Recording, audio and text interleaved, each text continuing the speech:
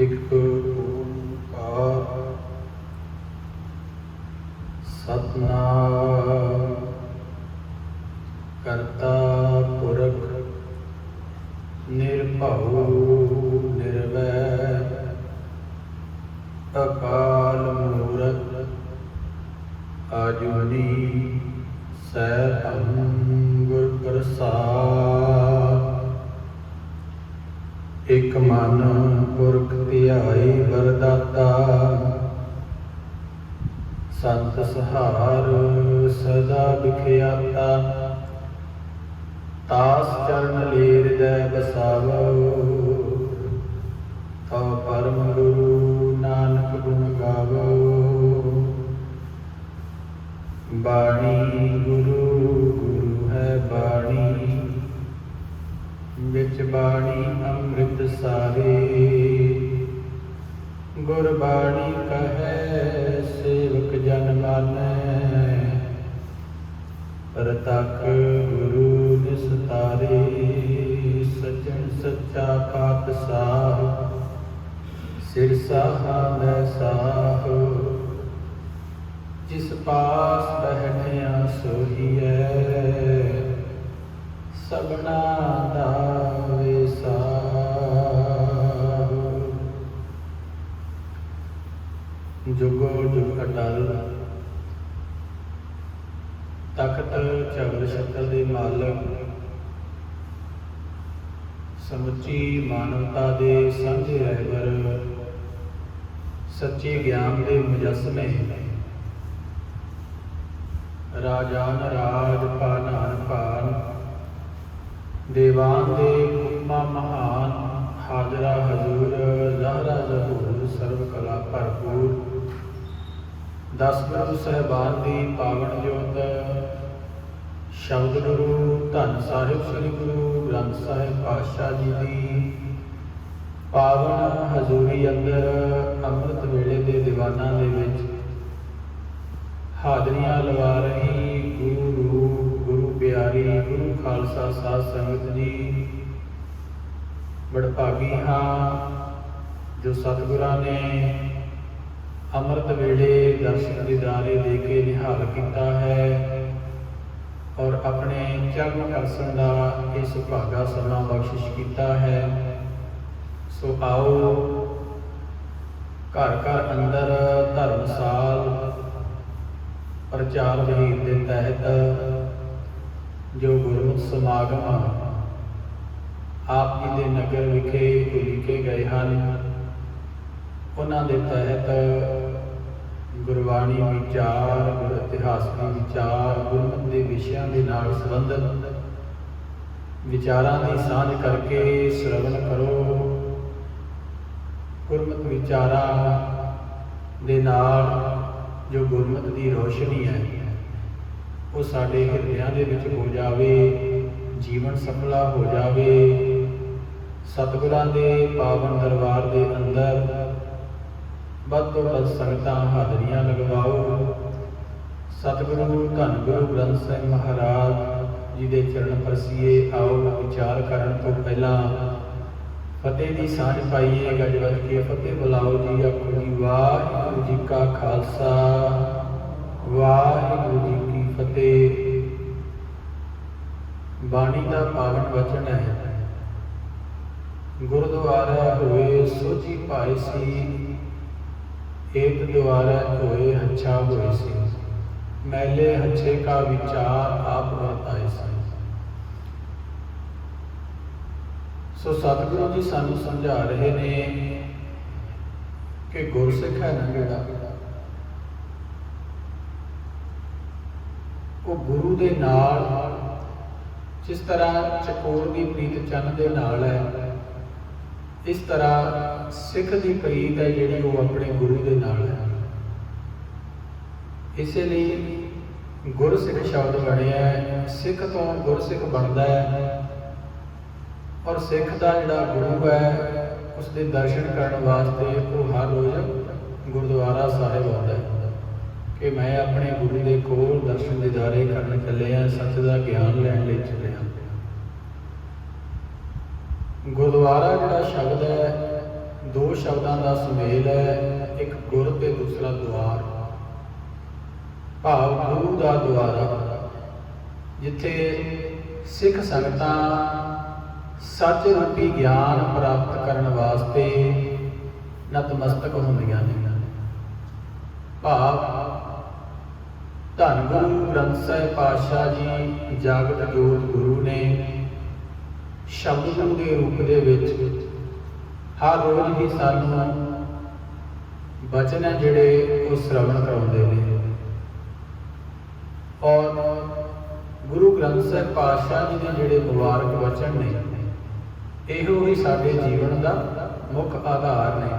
ਸਾਡੇ ਲਈ ਮਾਰਗਦਰਸ਼ਕ ਹੈ ਸਾਡਾ ਗੁਰੂ, ਕਿਉਂਕਿ ਗੁਰੂ ਦਾ ਕੰਮ ਹੈ ਗਿਆਨ ਦੇਣਾ। ਔਰ ਜਿਹੜਾ ਸਿੱਖਸ਼ਕ ਹੁੰਦਾ ਹੈ, ਚੇਲਾ ਹੁੰਦਾ ਹੈ, ਉਸਨੇ ਗੁਰੂ ਦੇ ਪਾਸੋਂ ਗਿਆਨ ਪ੍ਰਾਪਤ ਕਰਨਾ ਹੁੰਦਾ ਹੈ।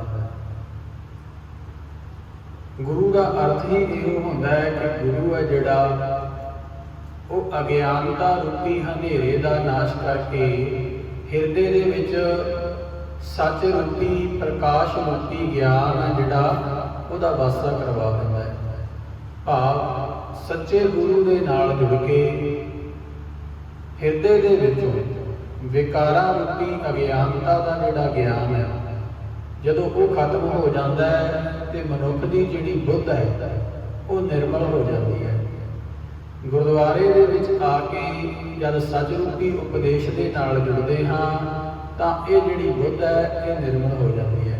ਜਿਸ ਤਰ੍ਹਾਂ ਕਬੀਰ ਸਾਹਿਬ ਵਚਨ ਕਰਦੇ ਨੇ, ਕਬੀਰ ਸਾਧੂ ਕੋ ਮਿਲਣੇ ਜਾਈਐ, ਸਾਥ ਨਾ ਲੀਜੈ ਕੋਏ, ਪਾਛੈ ਪਾਉ ਨਾ ਲੀਜਈ, ਆਗੈ ਹੋਇ ਸੋ ਹੋਏ। ਕਬੀਰ ਸਾਹਿਬ ਕਹਿੰਦੇ ਕਿ ਜਦੋਂ ਵੀ ਤੁਸੀਂ ਗੁਰੂ ਨੂੰ ਮਿਲਣ ਦੇ ਲਈ ਜਾਂਦੇ ਹੋ ਨਾ, ਤਾਂ ਮਗਰਲੇ ਜਿਹੜੀਆਂ ਮਨ ਦੀਆਂ ਚਿੰਤਾਵਾਂ ਨੇ, ਜਿਹੜੇ ਕੰਮ ਕਾਜ ਨੇ, ਉਹਨਾਂ ਨੂੰ ਮਨ ਤੋਂ ਵਿਸਾਰ ਦਿਆ ਕਰੋ, ਭੁੱਲ ਜਿਆ ਕਰੋ। ਉਸ ਵੇਲੇ ਘਰੋਂ ਅਰਦਾਸ ਕਰਕੇ ਚੱਲਿਆ ਕਰੋ ਕਿ ਅਕਾਲ ਪੁਰਖ ਜੀ ਤੁਹਾਡੇ ਚਰਨ ਪਰਸਨ ਦੇ ਲਈ ਆ ਰਹੇ ਹਾਂ, ਗੁਰੂ ਸਾਹਿਬ ਜੀ ਆਪ ਦੇ ਦਰਸ਼ਨ ਦਿਦਾਰਿਆਂ ਨੂੰ ਆ ਰਹੇ ਹਾਂ, ਪਿਛਲੇ ਕਾਰਜ ਤੁਸੀਂ ਆਪ ਹੀ ਸਵਾਰਨੇ, ਆਪ ਹੀ ਦੇ ਉੱਪਰ ਛੱਡ ਕੇ। ਕਿਉਂਕਿ ਨਾਨਕ ਚਿੰਤਾ ਮਤ ਕਰੋ, ਚਿੰਤਾ ਤਿਸ ਹੀ ਹੈ, ਜਲ ਮੈਂ ਜੰਤੂ ਪਾਇਆ ਤਿਨਾ ਫਿਰੋ ਜੀਤੇ। ਸਾਰੀਆਂ ਚਿੰਤਾਵਾਂ ਨੇ ਜਿਹੜੀਆਂ ਉਹ ਗੁਰੂ ਦੇ ਉੱਪਰ ਛੱਡ ਕੇ ਗੁਰੂ ਦੇ ਉੱਪਰ ਭਰੋਸਾ ਕਰਕੇ ਗੁਰੂ ਦੇ ਦਰਸ਼ਨਾਂ ਨੂੰ ਆਇਆ ਕਰੀਏ। ਸੋ ਗੁਰਦੁਆਰਾ ਜਿਹੜਾ ਇਹ ਗੁਰਸਿੱਖ ਦੇ ਲਈ ਰੂਹਾਨੀਅਤ ਦਾ ਸਥਾਨ ਹੈ। ਇੱਥੇ ਗੁਰਸਿੱਖ ਸੰਗਤੀ ਰੂਪ ਦੇ ਵਿੱਚ ਇਕੱਠੇ ਹੋ ਕੇ ਉਸ ਅਕਾਲ ਪੁਰਖ ਦਾ ਨਾਮ ਜਪਦੇ ਨੇ, ਉਸ ਅਕਾਲ ਪੁਰਖ ਦੀ ਕੀਰਤੀ ਗਾਉਂਦੇ ਨੇ, ਸਿਫਤ ਸਲਾਹ ਕਰਦੇ ਨੇ, ਉਹਦੇ ਗੁਣ ਗਾਉਂਦੇ ਨੇ, ਪਰਮਾਤਮਾ ਨੂੰ ਚੇਤੇ ਕਰਦੇ ਨੇ। ਇਸੇ ਕਰਕੇ ਗੁਰਦੁਆਰੇ ਦੇ ਅੰਦਰ ਜਦ ਬਾਣੀ ਦਾ ਪ੍ਰਵਾਹ ਚੱਲਦਾ ਹੈ ਤਾਂ ਇਹਨਾਂ ਹਿਰਦਿਆਂ ਨੂੰ ਬੜੀ ਸ਼ਾਂਤੀ ਮਿਲਦੀ ਹੈ। ਕਿਉਂਕਿ ਮਨੁੱਖ ਦਾ ਸੁਭਾਅ ਹੈ, ਇਹ ਮਨੁੱਖ ਹੈ ਜਿਹੜਾ ਸਾਰਾ ਦਿਨ ਕੰਮਕਾਰ ਕਰਦਿਆਂ ਹੋਇਆ ਜਿੱਥੇ ਸਰੀਰਕ ਤੌਰ ਤੇ ਥੱਕਦਾ ਹੈ, ਉੱਥੇ ਮਾਨਸਿਕ ਚਿੰਤਾਵਾਂ ਦੇ ਕਾਰਨ ਇਹਦਾ ਜਿਹੜਾ ਮਨ ਹੈ, ਇਹਦਾ ਜਿਹੜਾ ਦਿਮਾਗ ਹੈ, ਬੁੱਧ ਹੈ, ਉਹ ਵੀ ਥੱਕ ਜਾਂਦੀ ਹੈ।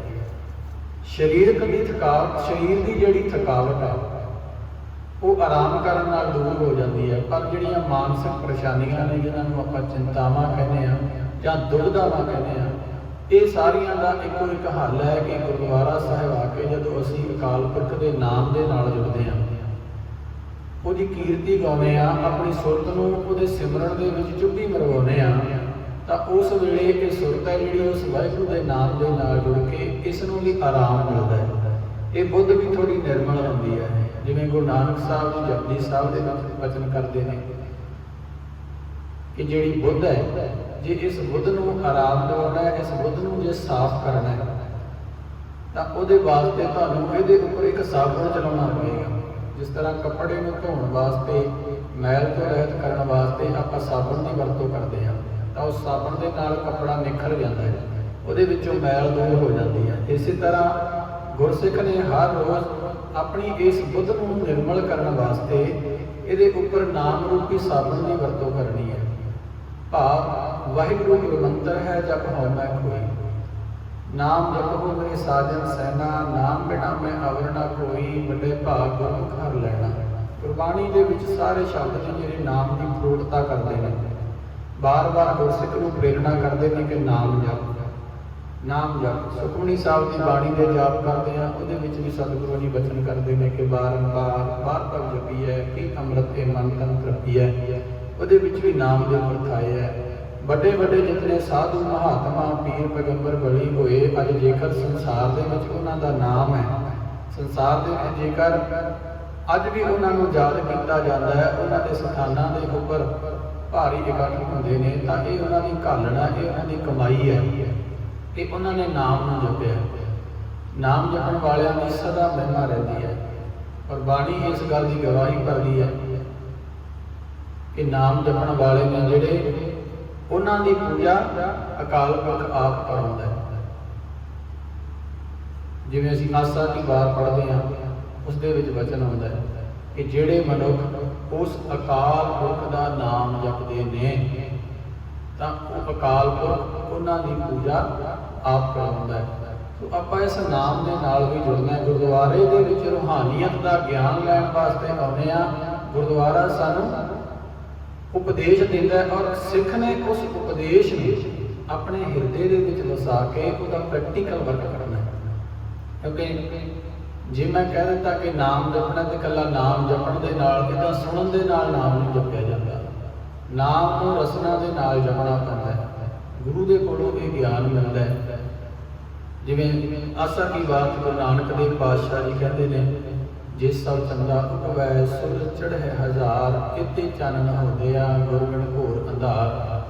ਕਿ ਦੁਨੀਆ ਦੇ ਉੱਤੇ 100 ਚੰਦਰਮਾ, ਹਜ਼ਾਰਾਂ ਸੂਰਜ ਚੜ੍ਹ ਜਾਣ, ਇਤਨਾ ਪ੍ਰਕਾਸ਼ ਹੋ ਜਾਵੇ, ਪਰ ਜੇਕਰ ਮਨੁੱਖ ਗੁਰੂ ਦੇ ਨਾਲ ਨਹੀਂ ਜੁੜਿਆ, ਅਜੇ ਤੱਕ ਨਿਗੁਰਾ ਹੈ, ਤਾਂ ਉਹਦੇ ਮਨ ਦੇ ਵਿੱਚ ਅਜੇ ਅੰਧਕਾਰ ਹੀ ਹੈ, ਉਹ ਅਜੇ ਹਨੇਰੇ ਦੇ ਵਿੱਚ ਹੀ ਹੈ। ਇਸ ਲਈ ਗੁਰੂ ਦੇ ਨਾਲ ਜੁੜਨਾ ਹੈ। ਗੁਰੂ ਵਾਲੇ ਸਭ ਤੋਂ ਪਹਿਲਾਂ ਸਿੱਖ ਦੇ ਲਈ ਪਹਿਲੀ ਸ਼ਰਤ ਇਹ ਹੈ ਕਿ ਉਹ ਸਿੱਖ ਤੋਂ ਗੁਰਸਿੱਖ ਬਣੇ, ਗੁਰੂ ਦੇ ਨਾਲ ਜੁੜੇ, ਗੁਰੂ ਦੇ ਵਚਨਾਂ ਦੇ ਉੱਪਰ ਅਮਲ ਕਰੇ। ਗੁਰਸਿੱਖ ਮੀਤ ਚਲਹੁ ਗੁਰ ਚਾਲੀ, ਜੋ ਗੁਰ ਕਹੈ ਸੋਈ ਭਲ ਮਾਨੋ, ਹਰ ਹਰ ਕਥਾ ਨਿਰਾਲੀ। ਗੁਰੂ ਦੇ ਵਚਨਾਂ ਨੂੰ ਸਤ ਕਰਕੇ ਮੰਨਣਾ ਕਰੀਏ। ਗੁਰਦੁਆਰੇ ਦੇ ਅੰਦਰ ਸਿੱਖ ਇਕੱਠੇ ਹੋ ਕੇ ਗੁਰੂ ਨੂੰ ਜਪਦੇ ਨੇ, ਗੁਰੂ ਦਾ ਸੱਚ ਰੂਪੀ ਗਿਆਨ ਸ਼ਰਵਣ ਕਰਦੇ ਨੇ, ਇਕੱਠੇ ਹੋ ਕੇ ਸੰਗਤੀ ਰੂਪ ਦੇ ਵਿੱਚ ਕੀਰਤਨ ਕਰਦੇ ਨੇ। ਹੁਣ ਕੀਰਤਨ ਕਰਨ ਦੇ ਵੀ ਵੱਖਰੇ ਵੱਖਰੇ, ਕਈ ਵਾਰੀ ਕਹਿ ਦਿੰਦੇ ਆ ਕਿ ਕੀਰਤਨ ਕਰ ਰਹੇ ਆ। ਇੱਕ ਕੀਰਤਨ ਗੁਰੂ ਨਾਨਕ ਸਾਹਿਬ ਨੇ ਵੀ ਕੀਤਾ ਹੈ। ਉਹਨਾਂ ਦੇ ਨਾਲ ਭਾਈ ਮਰਦਾਨਾ ਜੀ ਸੀ, ਉਹ ਕੱਲੀ ਰਵਾਬ ਦੇ ਨਾਲ ਉੱਚੀ ਆਵਾਜ਼ ਦੇ ਨਾਲ ਸ਼ਬਦ ਨੂੰ ਗਾਇਨ ਕਰਦੇ ਸੀ। ਕੀਰਤਨ ਦਾ ਅਰਥ ਕੀ ਹੈ? ਕੀਰਤੀ ਕਰਨਾ, ਉਸ ਅਕਾਲ ਪੁਰਖ ਦੀ ਕੀਰਤੀ ਨੂੰ ਗਾਉਣਾ। ਹੁਣ ਜ਼ਰੂਰੀ ਨਹੀਂ ਕਿ ਸਾਜ਼ਾਂ ਦੇ ਨਾਲ ਹੀ ਕੀਰਤਨ ਹੋ ਸਕਦਾ ਹੈ, ਸੰਗਤ ਦੇ ਰੂਪ ਦੇ ਵਿੱਚ ਵੀ ਕੀਰਤਨ ਹੋ ਸਕਦਾ ਹੈ। ਜਿਸ ਤਰ੍ਹਾਂ ਇੱਕ ਸਰੀਰ ਅੱਗੇ ਅੱਗੇ ਬਾਣੀ ਦੀ ਤੁਕ ਨੂੰ ਗਾਵੇ ਤੇ ਸਾਰੀ ਸੰਗਤ ਉਹਦੇ ਪਿੱਛੇ ਪਿੱਛੇ ਗਾਉਂਦੀ ਹੈ। ਇਸ ਤਰ੍ਹਾਂ ਉੱਚੀ ਆਵਾਜ਼ ਦੇ ਵਿੱਚ ਅਸੀਂ ਵਾਹਿਗੁਰੂ ਸ਼ਬਦ ਦਾ ਸਿਮਰਨ ਕਰਦੇ ਹਾਂ। ਗੁਰਦੁਆਰੇ ਦਾ ਗ੍ਰੰਥੀ ਸਿੰਘ ਜਾਂ ਕੋਈ ਹੋਰ ਸੱਜਣ ਸਤਨਾਮ ਵਾਹਿਗੁਰੂ ਦਾ ਜਾਪ ਕਰਾਉਂਦਾ ਹੈ, ਉਸੇ ਤਰ੍ਹਾਂ ਸਾਰੀ ਸੰਗਤ ਪਿੱਛੇ ਉਸ ਅਕਾਲ ਪੁਰਖ ਨੂੰ ਚੇਤੇ ਕਰਦੀ ਹੈ। ਗੁਰੂ ਨਾਨਕ ਦੇਵ ਪਾਤਸ਼ਾਹ ਜੀ ਦੇ ਸਮੇਂ ਦੇ ਵਿੱਚ ਗੁਰਦੁਆਰਾ ਸ਼ਬਦ ਹਜੇ ਹੋਂਦ ਵਿੱਚ ਨਹੀਂ ਸੀ ਆਇਆ। ਉਸ ਵੇਲੇ ਧਰਮਸਾਲ ਸ਼ਬਦ ਵਰਤਿਆ ਜਾਂਦਾ ਸੀ। ਭਾਵ ਜਿੱਥੇ ਧਰਮ ਦੀ ਸਿੱਖਿਆ ਦਿੱਤੀ ਜਾਂਦੀ ਸੀ, ਸੰਗਤ ਇਕੱਠੀ ਹੁੰਦੀ ਸੀ। ਗੁਰੂ ਨਾਨਕ ਦੇਵ ਮਹਾਰਾਜ ਜੀ ਨੇ ਇਸ ਮਨੁੱਖਤਾ ਦੀ ਕਲਿਆਣਤਾ ਦੇ ਲਈ 4 ਪ੍ਰਚਾਰਕ ਫੇਰੀਆਂ ਕੀਤੀਆਂ, ਜਿਨ੍ਹਾਂ ਨੂੰ ਇਤਿਹਾਸ ਦੇ ਵਿੱਚ ਉਦਾਸੀ ਦੇ ਨਾਲ ਯਾਦ ਕੀਤਾ ਜਾਂਦਾ ਹੈ ਕਿ ਗੁਰੂ ਨਾਨਕ ਸਾਹਿਬ ਜੀ ਨੇ ਆਪਣੇ ਜੀਵਨ ਦੇ ਵਿੱਚ 4 ਉਦਾਸੀਆਂ ਕੀਤੀਆਂ ਇਸ ਮਨੁੱਖਤਾ ਦੀ ਕਲਿਆਣਤਾ ਦੇ ਲਈ। ਔਰ ਇਹਨਾਂ 4 ਉਦਾਸੀਆਂ ਦੇ ਦੌਰਾਨ ਜਿੱਥੇ ਵੀ ਸਤਿਗੁਰੂ ਜੀ ਗਏ, ਉੱਥੇ ਉਹਨਾਂ ਨੇ ਸੰਗਤ ਕਾਇਮ ਕੀਤੀ। ਸੰਗਤ ਨੂੰ ਇਕੱਠਾ ਕਰਕੇ ਉੱਥੇ ਸੱਚ ਦਾ ਉਪਦੇਸ਼ ਦਿੱਤਾ ਅਤੇ ਸੱਚ ਦਾ ਸ਼ਬਦ ਰੂਪੀ ਉਪਦੇਸ਼ ਦੇ ਕੇ ਗੁਰੂ ਨਾਨਕ ਸਾਹਿਬ ਨੇ ਸ਼ਬਦ ਦੇ ਨਾਲ ਸਿੱਖ ਨੂੰ ਜੋੜਿਆ, ਆਪਣੇ ਨਾਲ ਨਹੀਂ ਜੋੜਿਆ। ਜਿਸ ਤਰ੍ਹਾਂ ਅੱਜ ਕੱਲ੍ਹ ਅਸੀਂ ਆਪਣੇ ਘਰਾਂ ਦੇ ਵਿੱਚ ਫੋਟੋਆਂ ਰੱਖ ਲੈਂਦੇ ਹਾਂ ਕਿ ਇਹ ਗੁਰੂ ਨਾਨਕ ਜੀ ਦੀ ਫੋਟੋ ਹੈ, ਇਹ ਗੁਰੂ ਅੰਗਦ ਦੇਵ ਜੀ ਦੀ ਹੈ, 10 ਗੁਰੂ ਸਾਹਿਬਾਨ ਦੀਆਂ ਜਿਹੜੀਆਂ ਮਨੋਕਲਪਿਤ ਫੋਟੋਆਂ ਨੇ, ਅਸੀਂ ਉਹਨਾਂ ਫੋਟੋਆਂ ਨੂੰ ਅੱਗੇ ਰੱਖ ਕੇ ਉਹਨਾਂ ਅੱਗੇ ਧੂਫਾਂ ਦਿਖਾਈ ਜਾਂਦੇ ਹਾਂ। ਗੁਰੂ ਨਾਨਕ ਨੇ ਸਾਨੂੰ ਸ਼ਬਦ ਦੇ ਨਾਲ ਜੋੜਿਆ, ਆਪਣੇ ਸਰੀਰ ਦੇ ਨਾਲ ਨਹੀਂ ਜੋੜਿਆ। ਨਾਨਕ ਜੀ ਸਰੀਰ ਨਹੀਂ ਹਨ, ਉਹ ਤੇ ਸਰੀਰ ਤੋਂ ਉਪਰਾਮ ਨੇ, ਪਰੇ ਨੇ। ਗੁਰੂ ਨਾਨਕ ਸਾਹਿਬ ਕਹਿੰਦੇ ਤੁਸੀਂ ਸ਼ਬਦ ਦੇ ਨਾਲ ਜੁੜਨਾ ਸਿੱਖੋ। ਸ਼ਬਦ ਦੇ ਨਾਲ ਜੁੜ ਕੇ ਤੁਹਾਡੀ ਸੁਰਤ ਹੈ ਜਿਹੜੀ ਉਹ ਉੱਚੀ ਹੋਵੇਗੀ, ਉਹ ਸ਼ੁੱਧ ਹੋਵੇਗੀ, ਨਿਰਮਲ ਹੋਵੇਗੀ। ਤਾਂ ਇਸ ਆਤਮਾ ਦੀ ਕਲਿਆਣਤਾ ਹੈ ਜਿਹੜੀ ਹੋਵੇਗੀ, ਤੇ ਉਹਦਾ ਸੁਮੇਲ ਹੈ ਜਿਹੜਾ ਉਹ ਪਰਮਾਤਮਾ ਦੇ ਨਾਲ ਹੋਵੇਗਾ। ਕਿਉਂਕਿ ਰਸਤਾ ਹੀ ਇਹੋ ਹੈ, ਜੀਵਨ ਦਾ ਮਾਰਗ ਹੈ ਜਿਹੜਾ ਜਨਮ ਤੋਂ ਲੈ ਕੇ ਮੌਤ ਤੱਕ ਦਾ ਇਹਦਾ ਇੱਕ ਸਫ਼ਰ ਹੈ।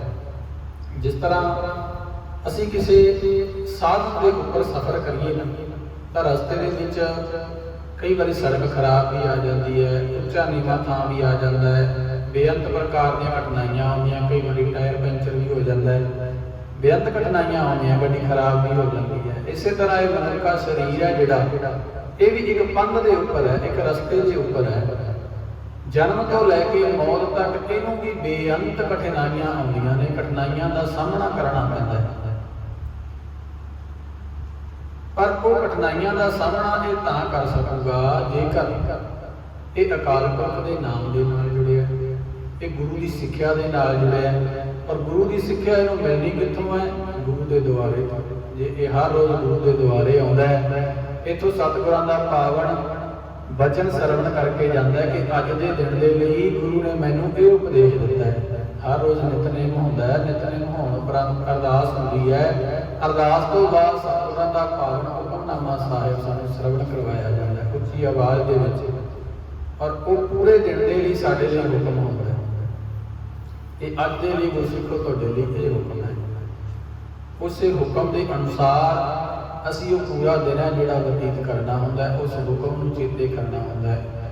ਅਸੀਂ ਕੇਵਲ ਤੇ ਕੇਵਲ ਗੁਰਦੁਆਰਾ ਸਾਹਿਬ ਵਿੱਚ ਹੁਕਮਨਾਮਾ ਸਾਹਿਬ ਸੁਣਨ ਤੱਕ ਸੀਮਿਤ ਰਹਿ ਗਏ ਹਾਂ। ਸੁਣ ਕੇ ਚਲੇ ਜਾਂਦੇ ਹਾਂ। ਗੁਰੂ ਘਰ ਦਾ ਗ੍ਰੰਥੀ ਸਿੰਘ ਹੁਕਮਨਾਮਾ ਸਾਹਿਬ ਲੈ ਕੇ ਭੋਗ ਪਾ ਦਿੰਦਾ ਹੈ। ਪਰ ਸਾਨੂੰ ਚਾਹੀਦਾ ਇਹ ਹੈ ਕਿ ਅਸੀਂ ਉਹ ਹੁਕਮਨਾਮਾ ਸਾਹਿਬ ਸਰਵਣ ਕਰਕੇ ਆਪਣੇ ਘਰ ਵਿੱਚ ਜਾ ਕੇ ਪੋਥੀ ਸਾਹਿਬ ਤੋਂ ਉਹਨੂੰ ਅਰਥਾਂ ਸਮੇਤ ਪੜ੍ਹੀਏ, ਉਹਨੂੰ ਸਮਝਣ ਦਾ ਯਤਨ ਕਰੀਏ। ਜੇਕਰ ਸਮਝ ਨਾ ਪਵੇ ਤੇ ਤੁਹਾਡੇ ਕੋਲੇ ਭਾਈਆ ਜੀ ਦਾ ਨੰਬਰ ਵੀ ਹੋਏਗਾ।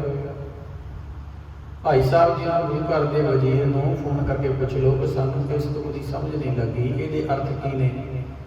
ਜਾਂ ਕੋਈ ਹੋਰ ਗੁਰਸਿੱਖ ਸੱਜਣ ਪ੍ਰੇਮੀ ਹੁੰਦਾ ਹੈ ਜਿਹੜਾ ਬਾਣੀ ਦੇ ਨਾਲ ਜੁੜਿਆ ਹੁੰਦਾ ਹੈ, ਅਭਿਆਸੀ ਹੁੰਦਾ ਹੈ, ਜਿਹਨੂੰ ਬਾਣੀ ਦਾ ਗਿਆਨ ਹੁੰਦਾ ਹੈ, ਤਤ ਗਿਆਨ।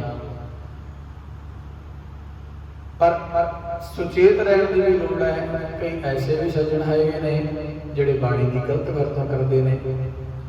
ਉਹਨਾਂ ਨੇ ਗੁਰਬਾਣੀ ਨੂੰ ਤੰਤਰਾਂ ਮੰਤਰਾਂ ਤੱਕ ਸੀਮਿਤ ਰੱਖ ਲਿਆ। ਉਹ ਕਹਿੰਦੇ ਗੁਰਬਾਣੀ ਦੇ ਨਾਲ ਅਸੀਂ ਤੁਹਾਡਾ ਉਧਾਰ ਕਰ ਦਿਆਂਗੇ। ਇਹਦੇ ਵਿੱਚ ਕੋਈ ਸ਼ੱਕ ਨਹੀਂ ਕਿ ਗੁਰਬਾਣੀ ਦੇ ਵਿੱਚ ਕਰਾਮਾਤ ਨਹੀਂ ਹੈਗੀ, ਗੁਰਬਾਣੀ ਦੇ ਵਿੱਚ ਤਾਕਤ ਨਹੀਂ ਹੈਗੀ। ਗੁਰੂ ਦੀ ਬਾਣੀ ਦੇ ਵਿੱਚ ਤਾਕਤ ਹੈ, ਪਰ ਸਤਿਗੁਰਾਂ ਨੇ ਸਾਨੂੰ ਇਹਨਾਂ ਕਰਾਮਾਤਾਂ ਤੋਂ ਸੁਚੇਤ ਕੀਤਾ ਹੈ ਕਿ ਇਹ ਜਿਹੜੀ ਬਾਣੀ ਹੈ ਇਹ ਉਸ ਅਕਾਲ ਪੁਰਖ ਦੀ ਬਾਣੀ ਹੈ। ਇਹ ਧੁਰ ਦੀ ਬਾਣੀ ਹੈ, ਧੁਰ ਦਰਗਾਹ ਤੋਂ ਆਈ ਹੈ। ਇਸ ਲਈ ਇਹ ਕੇਵਲ ਤੇ ਕੇਵਲ ਮਨੁੱਖੀ ਆਤਮਾ ਦੀ ਕਲਿਆਣਤਾ ਦੇ ਵਾਸਤੇ ਹੈ। ਇਸ ਬਾਣੀ ਨੂੰ ਪੜ੍ਹ ਕੇ ਤੁਸੀਂ ਆਪਣੇ ਜੀਵਨ ਨੂੰ ਸਫਲਾ ਕਰਨਾ ਹੈ। ਆਇਓ ਸੁਣਨ ਪੜ੍ਹਨ ਕੋ ਬਾਣੀ।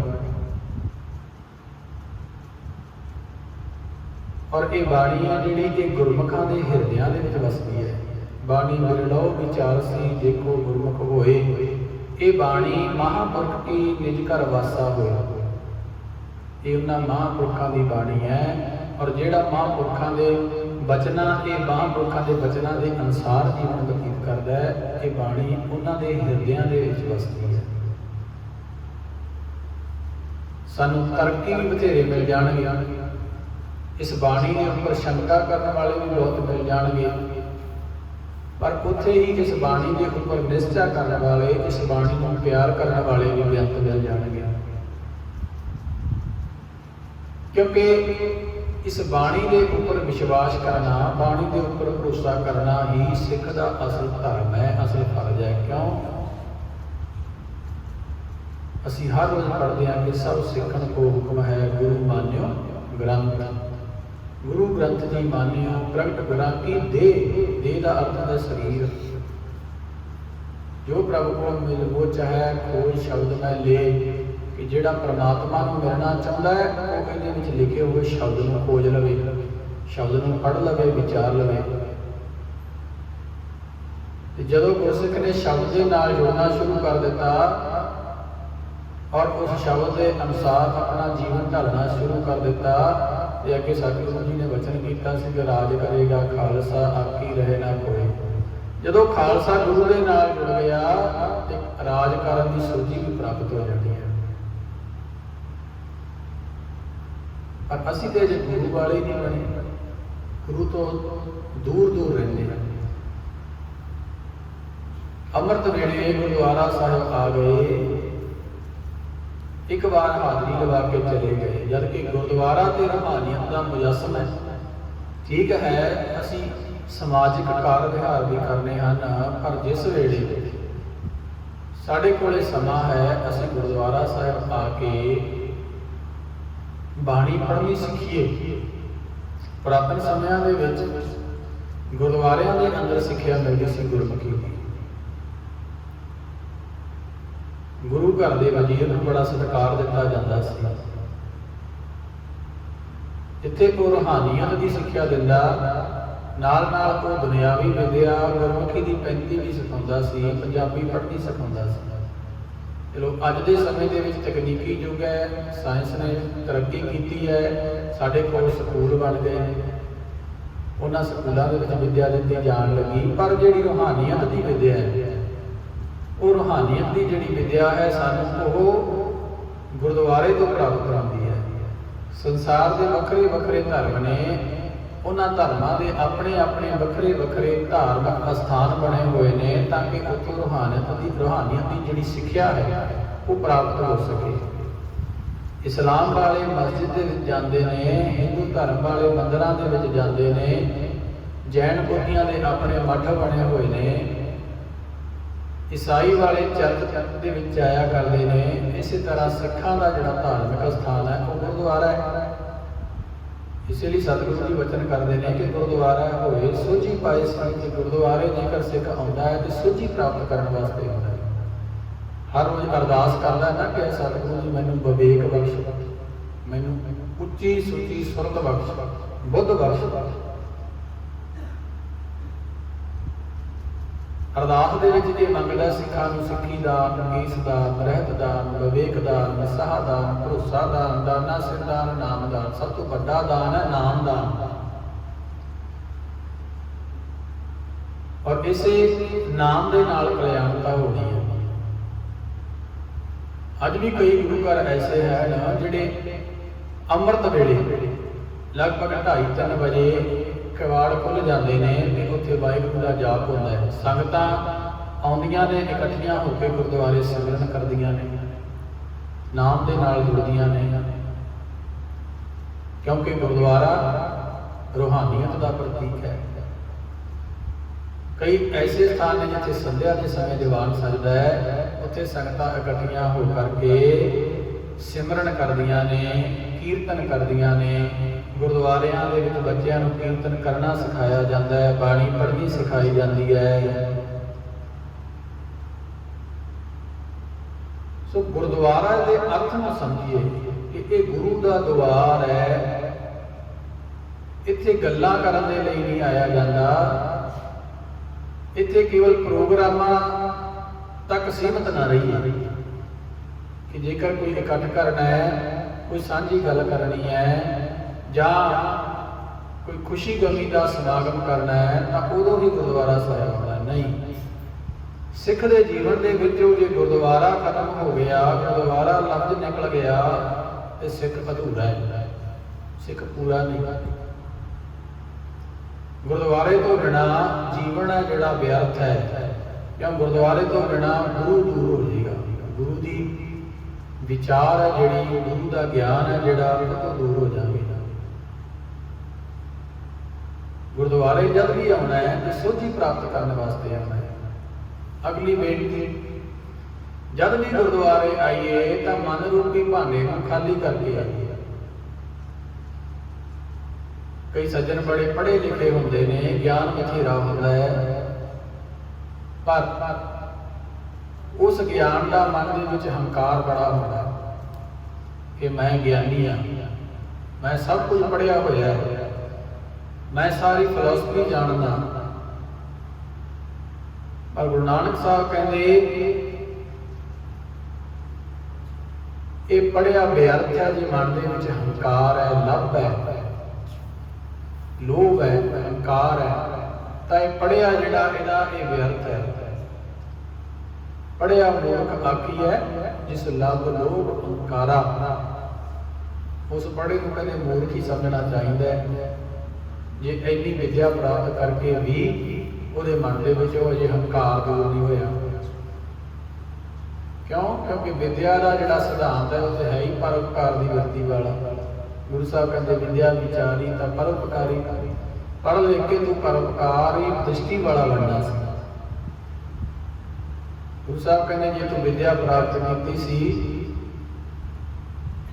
तो तैनू सिक्खी के जिहड़े सिद्धांत ने वो तैनू सरबत का भला करने की प्रेरणा करते हैं, तैनू परोपकारी विरती वाला बनने की प्रेरणा करते हैं। ये नहीं कि तू पढ़ लिख के ठीक है चंगा एक अहुदेदार अफसर बन गया, तैनू चंगी कुर्सी मिल गई पर तू उत्थे बह के रिश्वत लैन लग जाए, तू उत्थे बह के अपने अहुदे का गलत इस्तेमाल करना शुरू कर देवे। ये सिक्खी नहीं, तो सिक्खी तो दूर हो गया, तू तो विकारा के कलावे दे विच आ गया, लालच दे विच फस गया। इसलिए बाणी कहती है ना, लालच छोड़ो अंधे हो, लालच दुख भारी। इस लालच के नाल फिर दुख भी बहुत होता है। गुरुद्वारियां ने अनेका जीवनां नूं तारिया, ਜਿਹੜੇ सच्ची शरधा ਦੇ ਨਾਲ नेम ਦੇ ਨਾਲ गुरुद्वारा साहिब आउंदे ने, आके बाणी पढ़ते ने, सेवा करते ने, संगत करते ने, उन्हां सबना का भला होया है। उन्हां सबना की बांह जिहड़ी वो गुरु ने फड़ी है। गुरुद्वारे जब भी आइए तो अपने मन के विचों सारे द्वैश ने जिहड़े भेदभाव ऊंच नीच ये सारी खत्म करके गुरुद्वारे आइए, क्योंकि गुरुद्वारे सबनूं इक्को जिहा प्यार मिलता है। गुरुद्वारा ऐसा स्थान है जिथे किसी नाल कोई जाति वितकरा नहीं किया जाता।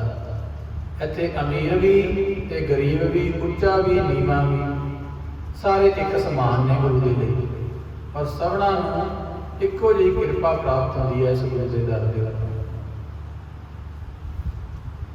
गुरु नानक साहब का वचन ही करते हैं, जो शरण आवे तिस कंठ लावे, ये बिरध स्वामी सुनदा। कि जो निमरता दे नाल इस गुरु के दर के उपर आउंदा है, उन्होंने गल दे नाल लगाया जाता है, उन्होंने प्यार किया जाता है। पर साडे अजकल समाज के विच ऐसी अराजकता फैली हुई है कि बंदे की नाराजगी है जिहड़ी वो किसी गुरुद्वारे की प्रबंधक कमेटी के किसी मैंबर के नाल हुंदी है, या गुरुद्वारे के प्रधान नाल हुंदी है, या गुरुद्वारे के ग्रंथी नाल भी उन्होंने कई बार हो सकता है कि नाराजगी हो गई, पर वो गुरुद्वारे आना छड्ड देना है, गुरु का दर ही छड्ड देना है। देखो कितनी बड़ी मूर्खता है कि भाई ठीक है तेरी नाराजगी किसी व्यक्ति विशेष के नाल हो सकती है, पर तेरी गुरु के नाल तां कोई नाराजगी नहीं ना। तो गुरु के दर के उपर आना थोड़े छड्डना है, तू उस दर के उपर आके नतमस्तक होना है। गुरु के कोलों रूहानियत की खुराक है जिहड़ी वो प्राप्त करनी है। जिहड़े नित के नेमी ने ना गुरु के नाल जुड़े हुए, जेकर उन्हां दा एक दिन किते मिस हो जाए, गुरुद्वारे ना आया जाए, तो उन्होंने इंज प्रतीत होता रहता है कि अज जीवन के विच कुछ खाली खाली है, कि अज कोई घाट है जिहड़ी वो महसूस हो रही है। क्यों? रूहानियत जिहड़ी खुराक मिलती सी उस खुराक तो अज वांझा रह गया।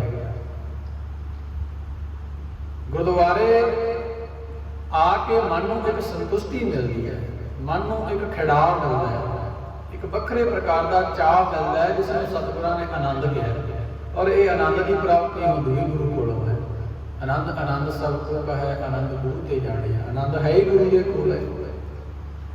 और इस आनंद नूं ਨਾ ਵੇਖਿਆ ਜਾ ਸਕਦਾ ਹੈ, ਨਾ ਚੱਖਿਆ ਜਾ ਸਕਦਾ ਹੈ, ਨਾ ਛੂਹਿਆ ਜਾ ਸਕਦਾ ਹੈ। ਇਹਨੂੰ ਕੇਵਲ ਤੇ ਕੇਵਲ ਮਹਿਸੂਸ ਕੀਤਾ ਜਾ ਸਕਦਾ ਹੈ। ਇਸੇ ਲਈ ਇਹਨੂੰ ਖਿੜਾ ਕਿਹਾ ਹੈ। ਮਨ ਦੇ ਵਿੱਚ ਇੱਕ ਵੱਖਰੇ ਪ੍ਰਕਾਰ ਦਾ ਖਿੜਾ ਹੈ, ਇਹ ਆਨੰਦ ਹੈ ਜਿਹੜਾ, ਔਰ ਇਹ ਪ੍ਰਾਪਤ ਗੁਰੂ ਕੋਲੋਂ ਆਉਂਦਾ ਹੈ। ਜਦੋਂ ਅਸੀਂ ਗੁਰੂ ਨੂੰ ਜਪਣ ਲੱਗਦੇ ਹਾਂ, ਗੁਰੂ ਨੂੰ ਮੰਨਣ ਲੱਗਦੇ ਹਾਂ। ਅੱਜ ਅਸੀਂ ਗੁਰੂ ਨੂੰ ਜ਼ਰੂਰ ਮੰਨ ਰਹੇ ਹਾਂ, ਗੁਰੂ ਦੀ ਨਹੀਂ ਮੰਨ ਰਹੇ। ਗੁਰਦੁਆਰੇ ਆਉਣ ਦਾ ਸਾਡਾ ਮੰਤਵ ਹੀ ਇਹ ਹੁੰਦਾ ਨਾ ਕਿ ਗੁਰੂ ਦੇ ਕੋਲੋਂ ਕੋਈ ਸਿੱਖਿਆ ਲੈ ਕੇ ਆਉਣੀ ਹੈ। ਅਸੀਂ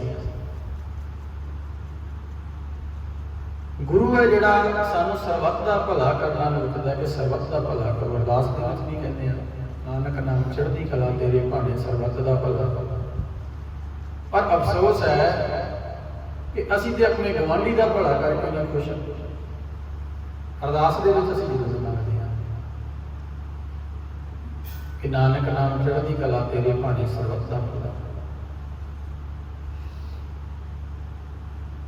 ਅੱਜ ਦਾ ਜਿਹੜਾ ਸਿੱਖ ਹੈ, ਬੇਸ਼ੱਕ ਵਿਸ਼ਵੀਕਰਨ ਨੇ ਬਥੇਰੀ ਤਰੱਕੀ ਕਰ ਲਈ ਹੈ, ਪਰ ਗੁਰੂ ਦੀ ਸਿੱਖਿਆ ਤੋਂ ਦੂਰ ਹੁੰਦਾ ਜਾ ਰਿਹਾ ਹੈ। ਅੱਜ ਅਸੀਂ ਸੁਣਦੇ ਆ ਨਾ ਵਧੇਰੇ ਵਿਦਵਾਨਾਂ ਦੇ ਪਾਸੋਂ ਜਾਂ ਗੁਰੂ ਘਰ ਦੇ ਵਜ਼ੀਰ ਵਚਨ ਕਰਦੇ ਆ ਕਿ ਗੁਰਦੁਆਰੇ ਕੱਚੇ ਸੀ, ਸਿੱਖ ਪੱਕੇ ਸੀ, ਤੇ ਅੱਜ ਗੁਰਦੁਆਰੇ ਪੱਕੇ ਹੋ ਗਏ ਪਰ ਸਿੱਖ ਕੱਚੇ ਹੋ ਗਏ। ਇਹ ਕਹਾਵਤ ਕਿਉਂ ਬਣ ਗਈ?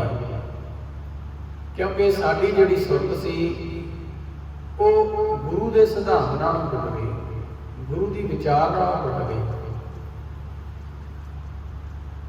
ਜਦ ਅਸੀਂ ਗੁਰੂ ਸਾਹਿਬਾਨ ਦਾ ਸਮਾਂ ਵੇਖਦੇ ਹਾਂ, ਗੁਰੂ ਸਾਹਿਬਾਨ ਨੇ ਜਿਹੜੀ ਇਹ ਧਰਮਸਾਲ ਕਾਇਮ ਕੀਤੀ ਸੀ, ਸੱਚ ਦਾ ਉਪਦੇਸ਼ ਦਿੱਤਾ ਸੀ।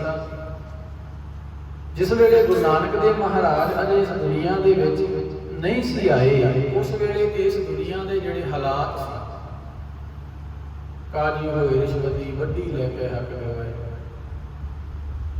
ਜਾਂ ਰਾਜੇ ਪਾਪ ਕਮਾਉਂਦੇ ਉਲਟੀ ਬਾੜ ਕੇ ਲਕੋ ਖਾਈ। ਜਾਤ ਪਾਤ ਦਾ ਬੜਾ ਬੋਲਬਾਲਾ ਸੀ। ਚਾਰ ਵਰਨਾਂ ਦੇ ਵਿੱਚ ਦੁਨੀਆ ਵੱਡੀ ਪਈ ਸੀ, ਬ੍ਰਾਹਮਣ, ਵੈਸ਼, ਖੱਤਰੀ, ਸ਼ੂਦਰ। ਸ਼ੂਦਰਾਂ ਦੇ ਉੱਪਰ ਦਾ ਬੜਾ ਜ਼ਿਆਦਾ ਜ਼ੁਲਮ ਹੁੰਦਾ ਸੀ। ਤੇ ਜਿਹੜੇ ਕਾਜੀ ਸੀਗੇ ਉਹ ਵੀ ਵੱਡੀ ਲੈ ਕੇ ਹੱਕ ਗਵਾਉਂਦੇ ਸੀ, ਵੱਡੀਆਂ ਲੈ ਰਹੇ ਸੀ, ਰਿਸ਼ਵਤਾਂ ਲੈਂਦੇ ਸੀ, ਰਿਸ਼ਵਤ ਖੋਰ ਹੋ ਚੁੱਕੇ ਸੀ। ਧਰਮ ਸੀ ਜਿਹੜਾ ਕਦੇ ਖੰਭ ਲਾ ਕੇ ਉੱਡ ਚੁੱਕਿਆ ਸੀ। ਧਰਮ ਨਾਂ ਦੀ ਚੀਜ਼ ਹੀ ਨਹੀਂ ਸੀ ਕੋਈ ਰਹੀ। ਇਸ ਦੁਨੀਆ ਦੇ ਵਿੱਚ ਜਿਤਨੇ ਪੀਰ ਪੈਗੰਬਰ ਆਏ, ਵਲੀ ਆਏ, ਉਹਨਾਂ ਨੂੰ ਉਸ ਅਕਾਲ ਪੁਰਖ ਨੇ ਭੇਜਿਆ ਤੇ ਤਾਂ ਸੀ ਕਿ ਤੁਸੀਂ ਦੁਨੀਆ ਨੂੰ ਸੱਚ ਦੇ ਨਾਲ ਜੋੜੋ, ਪਰਮਾਤਮਾ ਦੇ ਭੈ ਦੇ ਨਾਲ ਜੋੜੋ ਕਿ ਪਰਮਾਤਮਾ ਨਾਂ ਦੀ ਕੋਈ ਚੀਜ਼ ਹੈ। ਤੁਸੀਂ ਉਸ ਪਰਮਾਤਮਾ ਦੇ ਡਰ ਦੇ ਨਾਲ ਜੁੜੋ ਕਿ ਤੁਹਾਨੂੰ ਉਸ ਪਰਮਾਤਮਾ ਦਾ ਡਰ ਰਹਿਣਾ ਚਾਹੀਦਾ ਹੈ, ਤਾਂ ਕਿ ਇਸ ਸਮਾਜ ਦੇ ਵਿੱਚ ਵਿਚਰਦਿਆਂ ਹੋਇਆਂ ਜਿਹੜੀਆਂ ਭੁੱਲਾਂ ਕਰਦੇ ਆ ਜਾਂ ਗਲਤੀਆਂ ਕਰਦੇ ਆ, ਉਹ ਗਲਤੀਆਂ ਕਰਨ ਤੋਂ ਅਸੀਂ ਸੰਕੋਚ ਵਰਤੀਏ ਕਿ ਹਾਂ ਪਰਮਾਤਮਾ ਵੇਖਦਾ ਹੈ, ਉਹ ਸਾਡਾ ਇੱਕ ਇੱਕ ਔਗਣ, ਇੱਕ ਇੱਕ ਗਲਤੀ ਸਾਡੀ ਨੋਟ ਕਰ ਰਿਹਾ ਹੈ। ਪਰ ਉਸ ਵੇਲੇ ਉਸ ਪਰਮਾਤਮਾ ਦੇ ਨਾਲ ਕਿਸੇ ਨੇ ਨਹੀਂ ਜੁੜਿਆ, ਕੇਵਲ ਆਪਣੇ ਸਰੀਰ ਦੇ ਨਾਲ ਜੁੜਿਆ, ਜਿਸ ਕਾਰਨ ਗੁਰੂ ਨਾਨਕ ਦੇਵ ਮਹਾਰਾਜ ਜੀ ਇਸ ਸੰਸਾਰ ਦੇ ਅੰਦਰ ਜਦ ਆਏ ਨੇ ਤਾਂ ਜਿਸ ਤਰ੍ਹਾਂ ਭਾਈ ਗੁਰਦਾਸ ਜੀ ਕਹਿੰਦੇ ਨੇ ਕਿ ਸਤਿਗੁਰੂ ਨਾਨਕ ਪ੍ਰਗਟਿਆ, ਮਿਟੀ ਧੁੰਦ ਜਗ ਚਾਨਣ ਹੋਆ, ਜੋ ਪਰ ਸੂਰਜ ਨਿਕਲਿਆ, ਤਾਰੇ ਛਪੇ ਅੰਧੇਰ ਖਲੋਆ। ਗੁਰੂ ਨਾਨਕ ਦੇਵ ਮਹਾਰਾਜ ਜੀ ਜਿਸ ਤਰ੍ਹਾਂ ਕਹਿੰਦੇ ਸੂਰਜ ਨਿਕਲਣ ਦੇ ਨਾਲ ਹਰੇਕ ਪ੍ਰਕਾਰ ਦਾ ਹਨੇਰਾ ਤੇ ਜਿਹੜੀ ਧੁੰਦ ਹੈ ਉਹ ਦੂਰ ਹੋ ਜਾਇਆ ਕਰਦੀ ਹੈ ਨਾ, ਇਸੇ ਤਰ੍ਹਾਂ ਗੁਰੂ ਨਾਨਕ ਦੇਵ ਮਹਾਰਾਜ ਜੀ ਨੇ ਇਸ ਦੁਨੀਆ ਦੇ ਵਿੱਚ ਆ ਕੇ ਜਦ ਸੱਚ ਦਾ ਪ੍ਰਚਾਰ ਸ਼ੁਰੂ ਕੀਤਾ ਨਾ, ਇਸ ਦੁਨੀਆ ਦੇ ਵਿੱਚ ਅਗਿਆਨਤਾ ਰੂਪੀ ਅੰਧੇਰਾ ਸੀ ਜਿਹੜਾ ਉਹ ਦੂਰ ਹੋ ਗਿਆ। ਝੂਠ ਦੀ ਜਿਹੜੀ ਧੁੰਦ ਪਸਰੀ ਹੋਈ ਉਹ ਸਾਰੀ ਦੂਰ ਹੋ ਗਈ। ਕੂੜ ਦਾ ਜਿਹੜਾ ਬੋਲਬਾਲਾ ਸੀ ਉਹ ਖਤਮ ਹੋ ਗਿਆ। ਕਿਉਂ? ਗੁਰੂ ਨਾਨਕ ਦੇਵ ਮਹਾਰਾਜ ਜੀ ਨੇ ਸੱਚ ਦਾ ਹੁਕਾ ਦਿੱਤਾ। ਅਕਾਲ ਪੁਰਖ ਦੇ ਵੱਲੋਂ ਜ਼ਿੰਮੇਵਾਰੀ ਭਾਰੀ ਦਿੱਤੀ ਸੀ ਕਿ ਨਾਨਕ ਮੈਂ ਪਾਰਬ੍ਰਹਮ ਪਰਮੇਸ਼ਰ ਤੇ ਤੂੰ ਅੱਜ ਤੋਂ ਗੁਰ ਪਰਮੇਸ਼ਰ, ਤੂੰ ਜਾ ਕੇ ਉੱਥੇ ਸੱਚ ਦਾ ਜਿਹੜਾ ਹੈ ਲੋਕਾਂ ਦੇ ਹਿਰਦਿਆਂ ਦੇ ਵਿੱਚ ਸੱਚ ਦਾ ਪ੍ਰਕਾਸ਼ ਕਰਨਾ ਹੈ, ਉਹਨਾਂ ਨੂੰ ਨਾਮ ਦੇ ਨਾਲ ਜੋੜਨਾ ਹੈ। ਔਰ ਗੁਰੂ ਨਾਨਕ ਨੇ ਸਾਨੂੰ ਸਤਨਾਮ ਦਾ ਉਪਦੇਸ਼ ਦਿੱਤਾ ਕਿ ਸਿੱਖੋ ਸਤਨਾਮ ਭਾਵ ਸੱਚੇ ਨਾਮ ਦੇ ਨਾਲ ਜੁੜੋ, ਤੁਸੀਂ ਵਾਹਿਗੁਰੂ ਦੇ ਨਾਲ ਜੁੜੋ। ਪਰ ਸਭ ਤੋਂ ਪਹਿਲਾਂ ਗੁਰੂ ਨਾਨਕ ਸਾਹਿਬ ਨੇ ਸਾਨੂੰ ਇੱਕ ਦੇ ਨਾਲ ਜੋੜਿਆ, ਇੱਕ ਨੂੰ ਸਾਨੂੰ ਸਭ ਤੋਂ ਪਹਿਲਾਂ ਭਾਵ ਇਸ ਦੁਨੀਆ ਦੇ ਵਿੱਚ ਸਭਨਾਂ ਦਾ ਕਰਤਾ ਧਰਤਾ ਇੱਕ ਹੈ, ਪਰ ਉਹ ਇੱਕ ਕਿਹੜਾ ਹੈ? ਏਕਮ ਏਕੰਕਾਰ ਨਿਰਾਲਾ। ਉਹ ਇੱਕ ਕੇਵਲ ਤੇ ਕੇਵਲ ਉਹ ਪਰਮਾਤਮਾ ਹੈ, ਉਹ ਰੱਬ ਹੈ, ਉਹ ਖੁਦਾ ਹੈ, ਉਹ ਰਾਮ ਹੈ।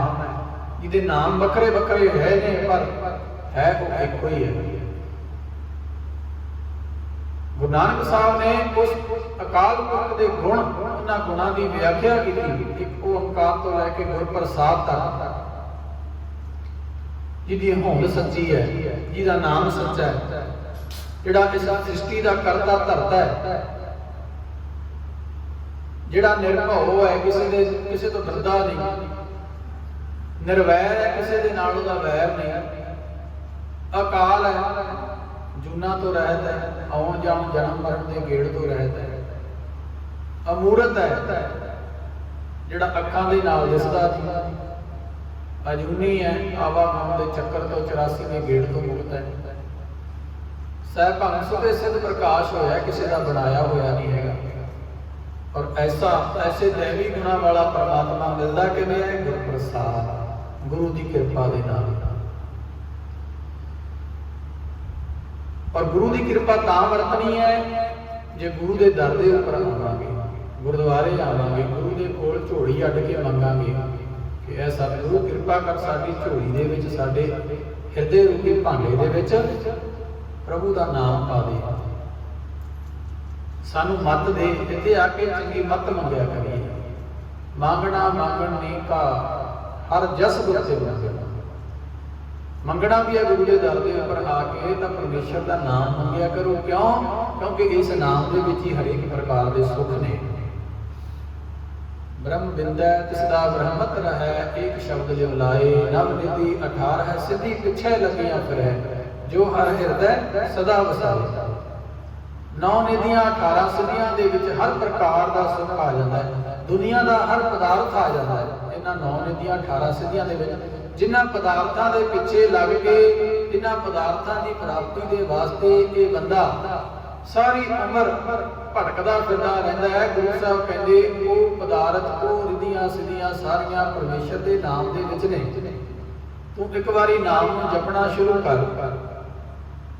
ਪਹਿਲੇ ਪਹਿਲ ਤੇਰਾ ਮਨ ਨਹੀਂ ਜੁੜੇਗਾ, ਪਰ ਮਨ ਨੂੰ ਕਾਬੂ ਦੇ ਵਿੱਚ ਕਰਕੇ, ਮਨ ਨੂੰ ਮਾਰ ਕੇ ਤੂੰ ਇਸ ਨਾਮ ਦੇ ਨਾਲ ਜੁੜਨਾ ਸ਼ੁਰੂ ਕਰ, ਤੇਰੇ ਕਾਰਜ ਆਪਣੇ ਆਪ ਸੰਵਰਨੇ ਸ਼ੁਰੂ ਹੋ ਜਾਣਗੇ। ਗੁਰੂ ਨਾਨਕ ਸਾਹਿਬ ਨੇ ਵੀ ਸਵਾਲ ਕੀਤਾ ਸੀ ਕਿ ਤੁਸੀਂ ਮੇਰੀ ਇਹ ਜ਼ਿੰਮੇਵਾਰੀ ਲਾ ਦਿੱਤੀ, ਮੇਰੀ ਮੰਨੇਗਾ ਕੌਣ? ਤਾਂ ਪਾਰਬ੍ਰਹਮ ਪਰਮੇਸ਼ਰ ਜੀ ਨੇ ਕਿਹਾ ਸੀ ਕਿ ਤੂੰ ਘਬਰਾ ਨਾ, ਤੇਰੇ ਪਿੱਛੇ ਮੈਂ ਖੜਾ,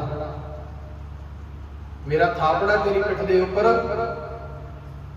ਕਿ ਤੇਰੇ ਅੱਗੇ ਸਾਰੀ ਦੁਨੀਆ ਝੁਕੇਗੀ। ਔਰ ਇਹ ਗੱਲ ਸੱਚੀ ਵੀ ਹੋਈ ਹੈ ਕਿ ਵਿਦਵਾਨ ਲਿਖਦੇ ਨੇ ਕਿ ਤਾਰੇ ਗਿਣੇ ਜਾਤ ਹੈ, ਪਰ ਤਾਰੇ ਨਾ ਗਿਨਾਤ ਹੈ।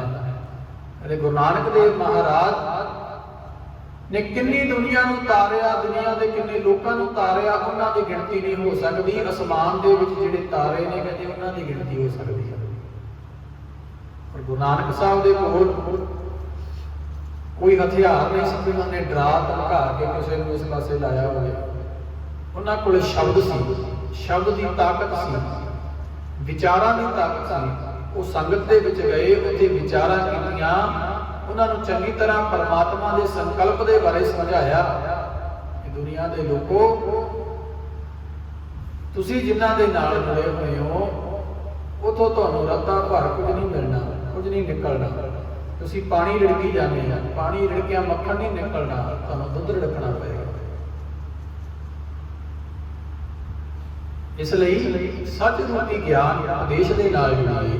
ਗੁਰਦੁਆਰੇ ਹਰ ਰੋਜ਼ ਦੀ ਹਾਜ਼ਰੀ ਹੈ ਜਿਹੜੀ ਉਹ ਯਕੀਨੀ ਬਣਾਈਏ ਤਾਂ ਕਿ ਸੋਝੀ ਪ੍ਰਾਪਤ ਹੋ ਸਕੇ। ਦੂਸਰਾ ਸਿਧਾਂਤ ਹੈ ਗੁਰਦੁਆਰੇ ਦਾ ਸੰਗਤ ਦਾ, ਕਿ ਸੰਗਤ ਵਿੱਚ ਬੈਠ ਕੇ ਪਰਮੇਸ਼ਰ ਦਾ ਨਾਮ ਜਪੀਏ, ਕਥਾ ਕੀਰਤਨ ਸ਼ਰਵਣ ਕਰੀਏ। ਜੇ ਆਪ ਨੂੰ ਕਰਨਾ ਆਉਂਦਾ ਹੈ ਤੇ ਇਕੱਠੇ ਹੋ ਕੇ ਕੀਰਤਨ ਕਰੀਏ, ਸੰਗਤੀ ਰੂਪ ਵਿੱਚ ਨਿਤਨੇਮ ਕਰਨਾ ਸ਼ੁਰੂ ਕਰ ਦਈਏ, ਇੱਕ ਇੱਕ ਤੁਕ ਪੜ੍ਹਨੀ ਸ਼ੁਰੂ ਕਰ ਦਈਏ। ਸੰਗਤੀ ਰੂਪ ਦੇ ਵਿੱਚ ਸੇਵਾ ਕਰਨੀ ਸ਼ੁਰੂ ਕਰ ਦਈਏ। ਇਸ ਤੋਂ ਅਗਲਾ ਹੈ ਗੁਰਦੁਆਰੇ ਦਾ ਸਿਧਾਂਤ ਪੰਗਤ ਦਾ। ਗੁਰੂ ਅਮਰਦਾਸ ਮਹਾਰਾਜ ਜੀ ਨੇ ਸਿਧਾਂਤ ਦਿੱਤਾ, ਪਹਿਲਾ ਪੰਗਤ ਪਾਛਾ ਸੰਗਤ, ਕਿ ਜਿਸਨੇ ਵੀ ਗੁਰੂ ਦਰਸ਼ਨਾਂ ਦੇ ਲਈ ਆਉਣਾ ਪਹਿਲਾਂ ਪੰਗਤ ਕਰੇ, ਭਾਵ ਪੰਗਤ ਦੇ ਵਿੱਚ ਬੈਠ ਕੇ ਲੰਗਰ ਛਕੇ। ਕਿਉਂ? ਕਿਸੇ ਪ੍ਰਕਾਰ ਦਾ ਉੱਥੇ ਜਾਤੀ ਵਿਤਕਰਾ ਨਹੀਂ। ਇੱਕ ਪੰਗਤ ਦੇ ਵਿੱਚ ਬਿਠਾ ਕੇ ਉੱਥੇ ਨੀਵਾਂ ਵੀ ਬੈਠਾ ਹੈ, ਉੱਥੇ ਉੱਚਾ ਵੀ ਬੈਠਾ ਹੈ। ਉਸੇ ਪੰਗਤ ਦੇ ਵਿੱਚ ਅਮੀਰ ਛਕਦਾ ਹੈ, ਉਸੇ ਪੰਗਤ 'ਚ ਬੈਠ ਕੇ ਗਰੀਬ ਛਕਦਾ ਹੈ। ਪਰ ਅੱਜ ਸਾਡੀਆਂ ਟੌਰਾਂ ਨੇ ਸਾਡਾ ਇਹ ਸਿਧਾਂਤ ਖਰਾਬ ਕਰ ਦਿੱਤਾ। ਸਾਨੂੰ ਟੇਬਲਾਂ ਦੇ ਉੱਪਰ, ਕੁਰਸੀਆਂ ਦੇ ਉੱਪਰ ਬਹਿ ਕੇ ਖਾਣ ਦਾ ਜਿਹੜੀ ਆਦਤ ਪੈ ਗਈ, ਜਿਹੜਾ ਸ਼ੌਂਕ ਜਾਗ ਪਿਆ ਨਾ, ਇਹਨੇ ਸਾਡੇ ਸਿਧਾਂਤ ਨੂੰ ਖਰਾਬ ਕਰ ਦਿੱਤਾ। ਅਸੀਂ ਆਪਣਾ ਸਿਧਾਂਤ ਆਪ ਖਰਾਬ ਕੀਤਾ ਹੈ। ਅੱਜ ਸੇਵਾ ਕਰਨ ਦੇ ਲਈ ਕੋਈ ਤਿਆਰ ਨਹੀਂ, ਪੰਜ ਸਿੰਘ ਨਹੀਂ ਤਿਆਰ ਹੁੰਦੇ ਜਿਹੜੇ ਵਰਤਾਵੇ ਬਣ ਸਕਣ, ਲੰਗਰ ਵਰਤਾਉਣ ਵਾਲੇ ਬਣ ਸਕਣ। ਜੇਕਰ ਵਰਤਾਉਣ ਵਾਲੇ ਤਿਆਰ ਰਹਿੰਦੇ ਤਾਂ ਸ਼ਾਇਦ ਇਹ ਮੁਸੀਬਤ ਨਾ ਆਉਂਦੀ ਕਿ ਸਾਨੂੰ ਟੇਬਲ ਲਾਉਣੇ ਪੈਂਦੇ, ਕੁਰਸੀਆਂ ਲਾਉਣੀਆਂ। ਅੱਜ ਅਸੀਂ ਦੇਖਦੇ ਹਾਂ ਨਾ ਸਮਾਗਮਾਂ ਤੇ, ਜਿੱਥੇ ਪੰਗਤਾਂ ਦੇ ਵਿੱਚ ਬੈਠ ਕੇ ਪ੍ਰਸ਼ਾਦਾ ਪਰੋਸਿਆ ਜਾਂਦਾ ਸੀ, ਪੰਗਤ ਦੇ ਵਿੱਚ ਬੈਠ ਕੇ ਅਸੀਂ ਉਹ ਪ੍ਰਸ਼ਾਦਾ ਛਕਦੇ ਸੀ, ਤਾਂ ਉਹ ਪੰਗਤ ਦਾ ਇੱਕ ਸਿਧਾਂਤ ਸੀ ਕਿ ਇਸ ਪੰਗਤ ਦੇ ਵਿੱਚ ਅਮੀਰ ਗਰੀਬ ਊਚ ਨੀਚ ਸਾਰੇ ਇੱਕ ਪੰਗਤ ਦੇ ਵਿੱਚ ਬੈਠ ਕੇ ਛਕਦੇ ਸੀ। ਅਕਬਰ ਉਸ ਵੇਲੇ ਦਾ ਵੱਡਾ ਬਾਦਸ਼ਾਹ, ਉਸ ਨੂੰ ਵੀ ਪੰਗਤ ਦੇ ਵਿੱਚ ਬੈਠ ਕੇ ਪਹਿਲਾਂ ਪ੍ਰਸ਼ਾਦਾ ਛਕਣਾ ਪਿਆ ਸੀ। ਉਸ ਤੋਂ ਬਾਅਦ ਗੁਰੂ ਸਾਹਿਬ ਦੇ ਦਰਸ਼ਨ ਸੀ ਜਿਹੜੇ ਉਹ ਉਹਨੂੰ ਪ੍ਰਾਪਤ ਹੋਏ ਸੀ। ਗੁਰੂ ਸਾਹਿਬ ਨੇ ਪਹਿਲਾਂ ਹਦਾਇਤ ਕਰਦੇ ਸੀ ਕਿ ਉਹਨੂੰ ਕਹੋ ਪਹਿਲਾਂ ਪੰਗਤ ਦੇ ਵਿੱਚ ਬੈਠ ਕੇ ਪ੍ਰਸ਼ਾਦਾ ਛਕੇ, ਉਸ ਤੋਂ ਬਾਅਦ ਅਸੀਂ ਉਹਨਾਂ ਦੇ ਨਾਲ ਜਿਹੜੀ ਵਿਚਾਰ ਹੈ ਸਾਂਝੀ ਕਰਾਂਗੇ। ਔਰ ਅਕਬਰ ਬਾਦਸ਼ਾਹ ਬੜਾ ਖੁਸ਼ ਹੋਇਆ ਸੀ ਕਿ ਗੁਰੂ ਨਾਨਕ ਦਾ ਘਰ ਐਸਾ ਜਿੱਥੇ ਕਿਸੇ ਦੇ ਨਾਲ ਕੋਈ ਭੇਦਭਾਵ ਨਹੀਂ ਕੀਤਾ ਜਾਂਦਾ। ਇੱਕੋ ਪੰਗਤ ਦੇ ਵਿੱਚ ਬੈਠ ਕੇ ਉੱਚਾ ਨੀਵਾਂ ਅਮੀਰ ਗਰੀਬ ਸਾਰੇ ਇੱਕੋ ਪੰਗਤ ਦੇ ਵਿੱਚ ਬੈਠ ਕੇ ਕੋਈ ਜਾਤ ਪਾਤ ਦਾ ਹੰਕਾਰ ਨਹੀਂ, ਇੱਥੇ ਸਾਰਿਆਂ ਨੂੰ ਇੱਕੋ ਨਿਗਾਹ ਦੇ ਨਾਲ ਦੇਖਿਆ ਜਾਂਦਾ ਹੈ। ਪਰ ਉਹਨੇ ਉਸ ਵੇਲੇ ਜਿਹੜਾ ਟੈਕਸ ਸੀ ਉਹ ਮਾਫ ਕਰ ਦਿੱਤਾ ਸੀ ਸਿੱਖਾਂ ਦਾ। ਪਰ ਅਸੀਂ ਆਪਣਾ ਇਹ ਸਿਧਾਂਤ ਅੱਜ ਗਵਾਈ ਜਾ ਰਹੇ ਹਾਂ। ਟੌਰਾਂ ਦੇ ਵਿੱਚ ਆ ਕੇ ਫਲਾਨਾ ਕੀ ਕਹੂ, ਇੰਨਾ ਪੈਸਾ ਹੈ, ਫਲਾਨਾ ਕੀ ਕਹੂ। ਇਹ ਭਾਈ ਦੁਨੀਆ ਦੇ ਮੂੰਹ ਨੇ, ਜਿੰਨੇ ਮੂੰਹ ਉਨੀਆਂ ਗੱਲਾਂ, ਪਰ ਗੁਰੂ ਨੂੰ ਮੁੱਖ ਰੱਖ ਕੇ ਗੁਰੂ ਦਾ ਸਿਧਾਂਤ ਹੈ ਜਿਹੜਾ ਉਹਦੇ ਪਾਸੇ ਨਾ ਹੋਈਏ। ਇਸ ਲਈ ਪੰਗਤ ਦੇ ਵਿੱਚ ਬੈਠ ਕੇ ਛਕਣ ਦੀ ਆਦਤ ਬਣਾਓ। ਹਾਂ, ਜਿਸ ਨੂੰ ਕੋਈ ਸਰੀਰਕ ਪਰੇਸ਼ਾਨੀ ਹੈ ਉਹ ਕੁਰਸੀ ਦੇ ਉੱਪਰ ਬਹਿ ਕੇ ਛਕ ਲੈਂਦਾ। ਕਈਆਂ ਨੂੰ ਗੋਡਿਆਂ ਦੀ, ਕਈਆਂ ਨੂੰ ਭੁੱਜਿਆਂ ਦੀ ਪ੍ਰੋਬਲਮ ਹੁੰਦੀ ਹੈ, ਉਹ ਛਕ ਲਵੋ। ਪਰ ਜਿਹੜੇ ਤੰਦਰੁਸਤ ਨੇ, ਗੁਰੂ ਦੇ ਦਰ ਦੇ ਉੱਪਰ ਆ ਕੇ ਵੀ ਅਰਜ਼ੀਆਂ ਕਰਿਆ ਕਰੋ ਕਿ ਸਤਿਗੁਰੂ ਇਹ ਸਰੀਰ ਨੂੰ ਤੰਦਰੁਸਤੀਆਂ ਬਖਸ਼ੀ। ਆਦਤ ਬਣਾਓ, ਜਦ ਵੀ ਕਿਸੇ ਗੁਰਮਤਿ ਪ੍ਰੋਗਰਾਮ ਦੇ ਉੱਪਰ ਜਾਵੋ ਤਾਂ ਉਹਨਾਂ ਨੂੰ ਜੇਕਰ ਕੋਈ ਸਲਾਹ ਵੀ ਲਵੇ ਨਾ ਕਿ ਕਿਸ ਤਰ੍ਹਾਂ ਕਰੀਏ, ਤਾਂ ਸਲਾਹ ਦਿਆ ਕਰੋ ਕਿ ਗੁਰੂ ਦੇ ਸਿਧਾਂਤ ਅਨੁਸਾਰ ਚੱਲੀਏ, ਪੰਗਤ ਦੇ ਵਿੱਚ ਬੈਠ ਕੇ ਹੀ ਛਕਾਂਗੇ ਜੋ ਸਾਡੇ ਗੁਰੂ ਨੇ ਸਾਨੂੰ ਸਿਖਾਇਆ। ਹੁਣ ਇਹ ਨਾ ਕਹੀਓ ਕਿ ਦੁਨੀਆ ਚੰਨ ਤੇ ਪਹੁੰਚ ਗਈ, ਭਾਈ ਸਾਹਿਬ ਇਹ ਗੱਲਾਂ ਕਰੀ ਜਾਂਦੇ ਨੇ। ਨਹੀਂ ਭਾਈ, ਸਾਡੇ ਗੁਰੂ ਦਾ ਸਿਧਾਂਤ ਹੈ, ਅਸੀਂ ਗੁਰੂ ਤੋਂ ਮੁਨਕਰ ਨਹੀਂ ਹੋਣਾ। ਜੋ ਗੁਰ ਕਹੈ ਸੋਈ ਭਲ ਮਾਨੋ, ਹਰ ਹਰ ਕਥਾ ਨਿਰਾਲੀ। ਜੋ ਗੁਰੂ ਕਹਿੰਦਾ ਹੈ ਉਹਦੀ ਗੱਲ ਅਸੀਂ ਸੱਚ ਕਰਕੇ ਮੰਨਣੀ ਹੈ। ਸੋ ਪੰਗਤ ਦੇ ਸਿਧਾਂਤ ਨੂੰ ਸੰਭਾਲੀਏ। ਅਗਲਾ ਸਿਧਾਂਤ ਸਾਡੇ ਗੁਰੂ ਸਾਹਿਬਾਨ ਨੇ ਸਾਨੂੰ ਦਿੱਤਾ ਸਫਾ ਖਾਨੇ ਦਾ। ਹੁਣ ਸਾਡੇ ਵਿੱਚੋਂ ਕਈਆਂ ਨੂੰ ਨਹੀਂ ਪਤਾ ਹੁੰਦਾ ਕਿ ਸਫਾ ਖਾਨਾ ਕੀ ਹੁੰਦਾ। ਇੱਕ ਹੁੰਦਾ ਦਵਾਖਾਨਾ ਤੇ ਇੱਕ ਹੁੰਦਾ ਸਫਾ ਖਾਨਾ। ਦਵਾਖਾਨੇ ਦੇ ਵਿੱਚ ਜਿਹੜਾ ਬੈਦ ਹੈ ਉਹ ਬੰਦੇ ਦੀ ਜੇਬ ਵੱਲ ਦੇਖਦਾ ਹੈ ਕਿ ਮੈਂ ਇਹਦੇ ਵਿੱਚ ਤੋਂ ਕਿੰਨੇ ਕੁ ਰੁਪਏ ਲਵਾਂ। ਲਾਲਚ ਨੂੰ ਮੁੱਖ ਰੱਖ ਕੇ ਉਹ ਸਾਨੂੰ ਦਵਾ ਦਿੰਦਾ ਹੈ ਰੋਗ ਦੀ, ਕਿ ਮੈਂ ਇਹਨੂੰ ਇੰਨੀ ਕੁ ਦਵਾ ਦੇਵਾਂ ਤੇ ਇਹ ਇੰਨਾ ਕੁ ਠੀਕ ਹੋ ਜਾਵੇ ਤੇ ਦੁਬਾਰੇ ਫਿਰ ਮੇਰੇ ਕੋਲ ਆਵੇਗਾ ਤੇ ਮੈਂ ਫਿਰ ਦਵਾ ਦੇਵਾਂ ਤੇ ਮੈਂ ਰੁਪਏ ਲਵਾਂ, ਚੰਗੀ ਖੱਟੀ ਕਰਾਂ, ਮੈਂ ਚੰਗੀ ਕਮਾਈ ਕਰਾਂ। ਤੇ ਜਿਹੜਾ ਸਫਾ ਖਾਨਾ ਸਾਡੇ ਗੁਰੂਆਂ ਨੇ ਸਾਨੂੰ ਬਖਸ਼ਿਆ ਸੀ ਕਿ ਹਰੇਕ ਗੁਰਦੁਆਰੇ ਇੱਕ ਸਫਾ ਖਾਨਾ ਜ਼ਰੂਰ ਹੋਵੇ। ਸਫਾ ਖਾਨੇ ਦੇ ਵਿੱਚ ਜੇਬ ਦੇ ਥੱਲੇ ਜਿਹੜਾ ਵਿਅਕਤੀ ਦਾ ਦਿਲ ਹੁੰਦਾ ਹੈ, ਉਸ ਦੇ ਦਿਲ ਦੇ ਵਿੱਚ ਜਿਹੜੀ ਕਰਕ ਹੁੰਦੀ ਹੈ, ਉਸ ਕਰਕ ਨੂੰ ਵੇਖਦਾ ਹੈ ਜਿਹੜਾ ਬੈਦ ਹੈ ਕਿ ਇਹਦੇ ਹਿਰਦੇ ਵਿੱਚ ਪੀੜ ਕਿੰਨੀ ਹੈ। ਉੱਥੇ ਜੇਬ ਦੇ ਵਿੱਚ ਪਏ ਹੋਏ ਧਨ ਨੂੰ ਨਹੀਂ ਦੇਖਿਆ ਜਾਂਦਾ। ਉੱਥੇ ਸੇਵਾ ਆ ਜਾਂਦੀ ਹੈ, ਉੱਥੇ ਨਿਮਰਤਾ ਆ ਜਾਂਦੀ ਹੈ ਕਿ ਨਹੀਂ, ਉੱਥੇ ਪਰਉਪਕਾਰ ਬਿਰਤੀ ਆ ਜਾਂਦੀ ਹੈ। ਕਿ ਮੈਂ ਇਹਦਾ ਭਲਾ ਕਰਨਾ ਹੈ, ਜੋ ਅਰਦਾਸ ਦੇ ਵਿੱਚ ਮੰਗਿਆ। ਗੁਰੂ ਅਰਜਨ ਦੇਵ ਮਹਾਰਾਜ ਜੀ ਨੇ ਤਰਨਤਾਰਨ ਦੀ ਧਰਤੀ ਦੇ ਉੱਪਰ ਕੋੜੀ ਘਰ ਖੋਲਿਆ ਸੀ। ਉਥੋਂ ਬੇਅੰਤ ਸਿੱਖ ਸੰਗਤਾਂ, ਬੇਅੰਤ ਹੋਰ ਦੂਜੇ ਧਰਮਾਂ ਦੇ ਜਿਹੜੇ ਲੋਕ ਸੀ ਆ ਕੇ ਗੁਰੂ ਸਾਹਿਬ ਦੇ ਕੋਲ ਦਵਾਵਾਂ ਲੈ ਕੇ ਜਾਇਆ ਕਰਦੇ ਸੀ, ਦਵਾਈਆਂ ਲੈ ਕੇ ਜਾਂਦੇ ਸੀ।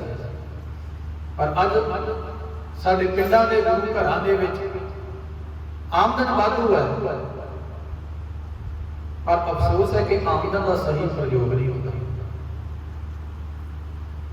ਉਹ ਬੈਂਕਾਂ ਦੇ ਵਿੱਚ ਪਏ ਹੋਏ ਜਿਹੜੇ ਆਮਦਨ ਹੈ ਜਿਹੜੀ ਉਹ ਵੱਧ ਰਹੀ ਹੈ, ਪਰ ਉਹਦੀ ਵਰਤੋਂ ਸੁਚੱਜੇ ਢੰਗ ਨਾਲ ਜੇਕਰ ਹੋਣੀ ਸ਼ੁਰੂ ਹੋ ਜਾਵੇ ਨਾ, ਤਾਂ ਜਿਹੜਾ ਇਹ ਘਰ ਘਰ ਅੰਦਰ ਧਰਮਸਾਲ ਦਾ ਕਨਸੈਪਟ ਹੈ ਇਹ ਸਾਡਾ ਸਫਲਾ ਹੋ ਜਾਵੇਗਾ। ਲੋੜਵੰਦ ਬੱਚਿਆਂ ਦੀ ਫੀਸ ਭਰੀ ਜਾਵੇ, ਜੋ ਪੜ੍ਹਨਾ ਚਾਹੁੰਦਾ ਪੜ੍ਹਾਈ ਦੇ ਵਿੱਚ ਹੁਸ਼ਿਆਰ ਹੈ ਪਰ ਮਾਂ-ਬਾਪ ਦੇ ਕੋਲ ਉਨਾ ਧਨ ਨਹੀਂ, ਕੋਈ ਗਰੀਬ ਪਰਿਵਾਰ ਹੈ ਆਪਣਾ ਇਲਾਜ ਨਹੀਂ ਕਰਵਾ ਸਕਦਾ, ਤਾਂ ਗੁਰਦੁਆਰੇ ਉੱਤੇ ਉਹਨੂੰ ਮਦਦ ਮਿਲੇ, ਉਹਦੇ ਪਿੰਡ ਦੀ ਸੰਗਤ ਵੀ ਆਪਣੇ ਕੋਲੋਂ ਦਸਵੰਧ ਦੇ ਵਿੱਚ ਉਹਦੀ ਮਦਦ ਕਰੇ ਕਿ ਲੈ ਭਾਈ ਤੂੰ ਆਪਣਾ ਇਲਾਜ ਕਰਵਾ, ਮੈਂ ਲੋੜ ਅਨੁਸਾਰ ਤੇਰੀ ਮਦਦ ਕਰਦਾ। ਕੋਈ ਬੱਚਾ ਹੈ ਪੜ੍ਹਨਾ ਚਾਹੁੰਦਾ ਹੈ ਪਰ ਕਿਤਾਬਾਂ ਲੈਣ ਲਈ ਉਹਦੇ ਕੋਲ ਰੁਪਏ ਨਹੀਂ ਹੈਗੇ, ਉਹਦੇ ਪਰਿਵਾਰ ਦੇ ਕੋਲ ਵਰਦੀ ਲੈਣ ਵਾਸਤੇ ਜਾਂ ਪੜ੍ਹਾਉਣ ਵਾਸਤੇ, ਚੰਗੀ ਪੜ੍ਹਾਈ ਵਾਸਤੇ ਨਹੀਂ, ਤਾਂ ਉਸ ਵੇਲੇ ਉਹਦੀ ਮਦਦ ਕਰਨੀ ਚਾਹੀਦੀ ਹੈ। ਸਫਾ ਖਾਨਾ ਖੋਲ੍ਹਣਾ ਚਾਹੀਦਾ ਹੈ ਤਾਂ ਜੋ ਉਹਦੇ ਚੰਗੇ ਟੈਸਟ ਹੋ ਸਕਣ, ਦਵਾਈ ਉਹ ਆਪੇ ਲੈ ਲਵੇਗਾ, ਉਹਨੂੰ ਬਿਮਾਰੀ ਦਾ ਤਾਂ ਪਤਾ ਲੱਗ ਜਾਵੇ ਨਾ ਕਿ ਹਾਂ ਸਹੀ ਰਿਪੋਰਟ ਮੇਰੀ ਮਿਲ ਚੁੱਕੀ ਹੈ, ਮੈਨੂੰ ਮੇਰੀ ਸਹੀ ਰੋਗ ਦਾ ਪਤਾ ਲੱਗ ਗਿਆ। ਸਫਾਖਾਨੇ ਦੇ ਵਿੱਚ, ਸਫਾਖਾਨੇ ਦਾ ਅਰਥ ਸਮਝਿਓ, ਦਵਾਖਾਨੇ ਤੇ ਸਫਾਖਾਨੇ ਦੇ ਵਿੱਚ ਬੜਾ ਅੰਤਰ ਹੈ। ਸਫਾਖਾਨੇ ਦੇ ਵਿੱਚੋਂ ਕੇਵਲ ਤੇ ਕੇਵਲ ਪਰਉਪਕਾਰੀ ਵਿਅਕਤੀ ਦੇ ਨਾਲ ਦਵਾਈ ਦਿੱਤੀ ਜਾਂਦੀ ਹੈ, ਵਿਅਕਤੀ ਦਾ ਟੈਸਟ ਹੋਵੇ, ਉਹਨੂੰ ਆਪਣੇ ਰੋਗ ਦਾ ਪਤਾ ਲੱਗੇ, ਉਹ ਰਿਪੋਰਟ ਲੈ ਕੇ ਚੰਗੇ ਡਾਕਟਰ ਤੋਂ ਦਵਾਈ ਲੈ ਲਵੇ ਤਾਂ ਕਿ ਆਪਣਾ ਜੀਵਨ ਬਚਾ ਸਕੇ। ਕਿਉਂਕਿ ਇਹ ਸਰੀਰ ਹੈ ਜਿਹੜਾ, ਇਹ ਵੀ ਇੱਕ ਮੰਦਰ ਹੈ, ਇਹਦੇ ਵਿੱਚ ਉਸ ਪਰਮਾਤਮਾ ਦੀ ਜੋਤ ਟਿਕੀ ਹੋਈ ਹੈ। ਇਸ ਸਰੀਰ ਨੂੰ ਸੰਭਾਲਣਾ ਵੀ ਸਿੱਖ ਦਾ ਫਰਜ਼ ਹੈ।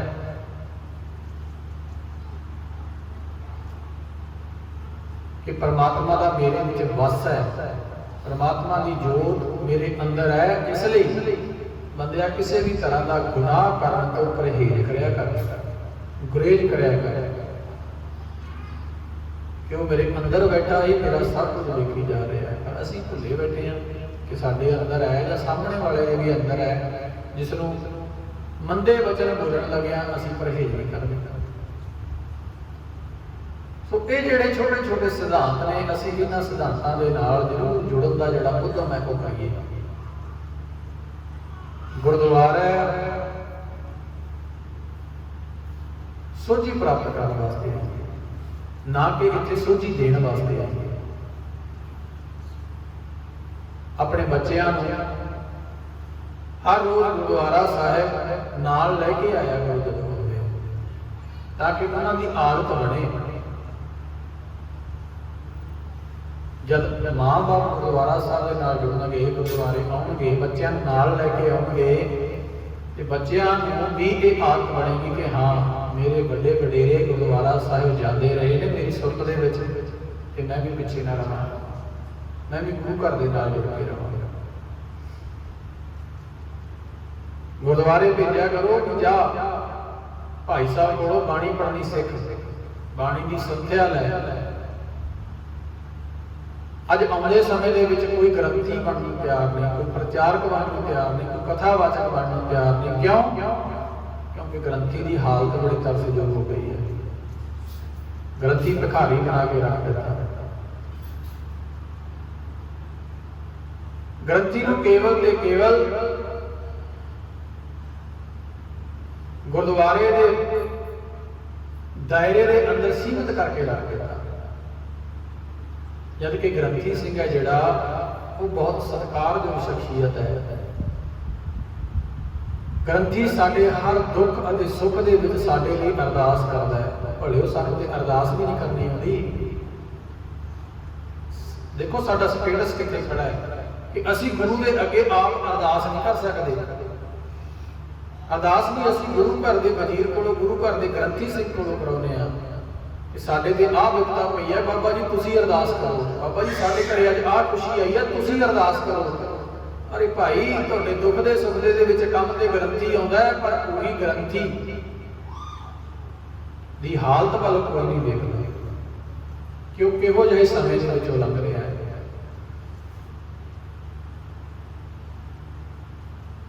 ਕਾਸ਼ ਅਸੀਂ ਗ੍ਰੰਥੀ ਬਾਰੇ ਵੀ ਸੋਚੀਏ ਕਿ ਗ੍ਰੰਥੀ ਦੇ ਬੱਚੇ ਵੀ ਚੰਗੇ ਸਕੂਲ ਦੇ ਵਿੱਚ ਪੜ੍ਹਨ, ਚੰਗੀ ਵਿਦਿਆ ਪ੍ਰਾਪਤ ਕਰਕੇ ਉਹ ਵੀ ਗ੍ਰੰਥੀ ਸਿੰਘ ਦੇ ਸੁਪਨਿਆਂ ਨੂੰ ਸਾਕਾਰ ਕਰਨ। ਜੇਕਰ ਅਸੀਂ ਆਪਣੇ ਗੁਰਦੁਆਰਿਆਂ ਦੇ ਪ੍ਰਚਾਰਕਾਂ ਨੂੰ ਸੰਭਾਲ ਲਈਏ ਨਾ, ਤੇ ਸਾਡੇ ਧਰਮ ਦਾ ਜੋ ਅਜੋਕੇ ਹਾਲਾਤ ਨੇ, ਅਸੀਂ ਇਹਨਾਂ ਹਾਲਾਤਾਂ ਤੋਂ ਬਾਹਰ ਨਿਕਲ ਜਾਵਾਂਗੇ। ਗ੍ਰੰਥੀ ਦੇ ਪਰਿਵਾਰ ਦੀ ਜਿਹੜੀ ਚਿੰਤਾ ਹੈ, ਜੇਕਰ ਉਹ ਨਗਰ ਇਹ ਗੱਲ ਕਹਿ ਦੇਵੇ ਕਿ ਭਾਈ ਸਾਹਿਬ ਜੀ ਤੁਸੀਂ ਨੇ ਕੇਵਲ ਤੇ ਕੇਵਲ ਸੱਚ ਦਾ ਪ੍ਰਚਾਰ ਹੈ ਜਿਹੜਾ ਉਹ ਕਰਨਾ ਹੈ, ਤੁਸੀਂ ਅੰਮ੍ਰਿਤ ਵੇਲੇ ਬਾਣੀ ਪੜ੍ਹਨੀ ਹੈ, ਗੁਰਬਾਣੀ ਦੀ ਵਿਚਾਰ ਦੇ ਨਾਲ ਜੁੜਨਾ ਹੈ, ਸੰਧਿਆ ਦੇ ਸਮੇਂ ਆਪ ਜੀ ਨੇ ਗੁਰ ਇਤਿਹਾਸ ਦੀ ਕਥਾ ਸਰਵਣ ਕਰਵਾਉਣੀ ਹੈ, ਬੱਚਿਆਂ ਨੂੰ ਬਾਣੀ ਪੜ੍ਹਨੀ ਸੁਣਾਉਣੀ ਹੈ, ਜਾਂ ਨਗਰ ਦੀ ਸੰਗਤ ਬਾਣੀ ਸਿੱਖਣ ਦੇ ਲਈ ਆਵੇ ਉਹਨਾਂ ਨੂੰ ਬਾਣੀ ਪੜ੍ਹਨੀ ਸਿਖਾਉਣੀ ਹੈ। ਇਸ ਤੋਂ ਇਲਾਵਾ ਤੁਸੀਂ ਗੁਰੂ ਦਰਬਾਰ ਦੇ ਵਿੱਚ ਪੂਰੀ ਪਹਿਰੇਦਾਰੀ ਦੇ ਨਾਲ ਸੇਵਾ ਨਿਭਾਉਣੀ ਹੈ। ਪਿਛਲੀਆਂ ਜਿੰਨੀਆਂ ਵੀ ਚਿੰਤਾਵਾਂ ਨੇ ਉਹ ਤੁਸੀਂ ਸਾਡੇ ਉੱਪਰ ਛੱਡ ਦਿਓ, ਅਸੀਂ ਆਪੇ ਸੰਭਾਲ ਲਵਾਂਗੇ। ਗ੍ਰੰਥੀ ਪਰਿਵਾਰ ਵਾਲੇ ਪਾਸਿਓਂ ਚਿੰਤਾ ਤੋਂ ਰਹਿਤ ਹੋ ਜਾਵੇਗਾ ਕਿ ਹੁਣ ਮੈਨੂੰ ਕੋਈ ਚਿੰਤਾ ਨਹੀਂ, ਤੇ ਉਹ ਪਹਿਰੇਦਾਰੀ ਨਹੀਂ ਕਰੇਗਾ। ਫਿਰ ਗੁਰੂ ਘਰ ਦੇ ਵਿੱਚ ਬੇਅਦਬੀਆਂ ਹੋਣੀਆਂ ਬੰਦ ਹੋ ਜਾਣਗੀਆਂ। ਜਿਸ ਵਕਤ ਗ੍ਰੰਥੀ ਨੂੰ ਕੋਈ ਕੰਮ ਹੈ, ਬਾਹਰ ਜਾਣਾ ਹੈ, ਤਾਂ ਉਹ ਗੁਰਦੁਆਰੇ ਦੀ ਕਮੇਟੀ ਨੂੰ ਦੱਸ ਕੇ ਜਾਵੇ, ਤਾਂ ਜੋ ਪਿੱਛੇ ਜਿਹੜੀ ਪਹਿਰੇਦਾਰੀ ਹੈ ਉਹ ਚੰਗੀ ਤਰ੍ਹਾਂ ਹੋ ਸਕੇ। ਅਸੀਂ ਵੇਖਦੇ ਹਾਂ ਨਾ ਗੁਰੂ ਘਰਾਂ ਦੇ ਵਿੱਚ ਬੇਅਦਬੀਆਂ ਦਾ ਜਿਹੜਾ ਦੌਰ ਹੈ, ਕਰਨ ਵਾਲੇ ਤਾਂ ਰੁਕਦੇ ਨਹੀਂ, ਉਹਨਾਂ ਨੂੰ ਰੋਕਣਾ ਸਾਡੀ ਜ਼ਿੰਮੇਵਾਰੀ ਬਣ ਗਈ ਹੈ, ਸਾਡੀ ਸਿਰਦਰਦੀ ਬਣ ਗਈ ਹੈ।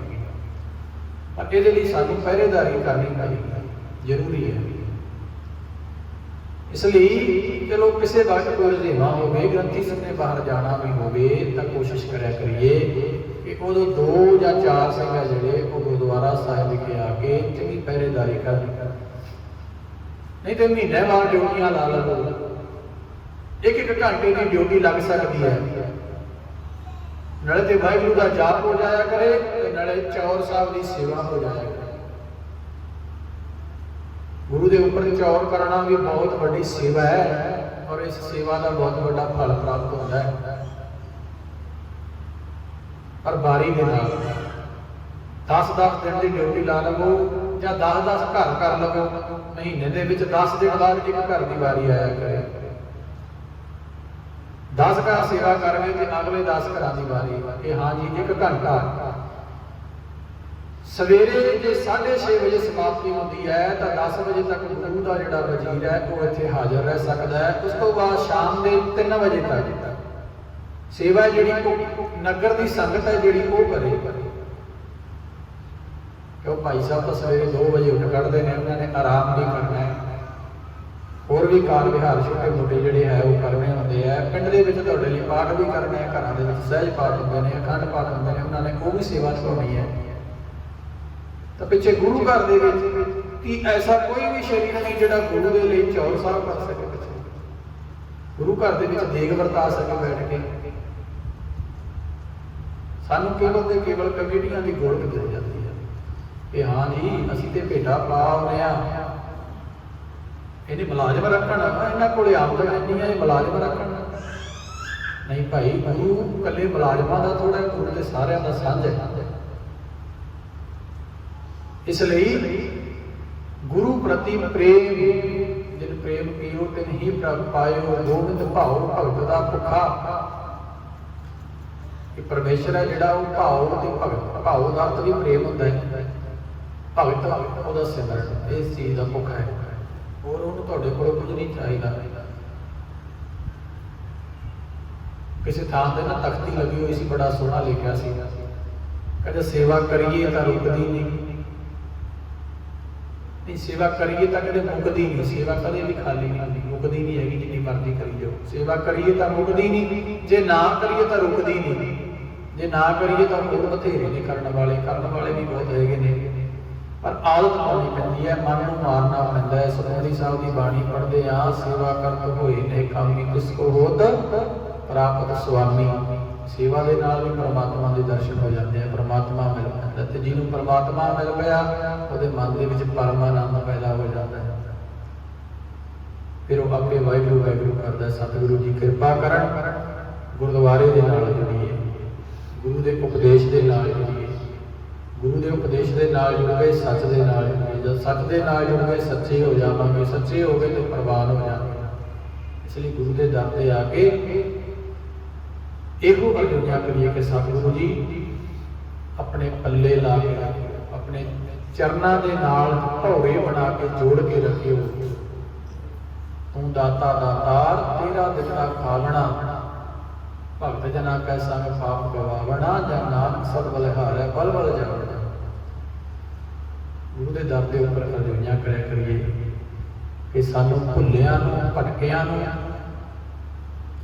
तुसी मार्गदर्शक हो। भूले मार्ग जिन्हें बताया ऐसा गुरगढ़ भागी पाया। सतगुरु जी कृपा करना, बोलदे बेअंत प्रकार दी भुलां दी खिमा। माफी चाहुंदे कि समा थोड़ा जरूर बद लग गया, पर गुरमत विचारां दी जिहड़ी रोशनी है वो साडे लई बड़ी जरूरी है। सो अगले दिनां दे विच भी इसी तरह विचारां दी साझ पाउंदे रहांगे। संगतां नूं बेनती है कि वध चढ़ के आया करो, ताकि गुरु का जिहड़ा उपदेश है, गुरु का जिहड़ा सिद्धांत है, उस दे नाल जुड़ सकीए।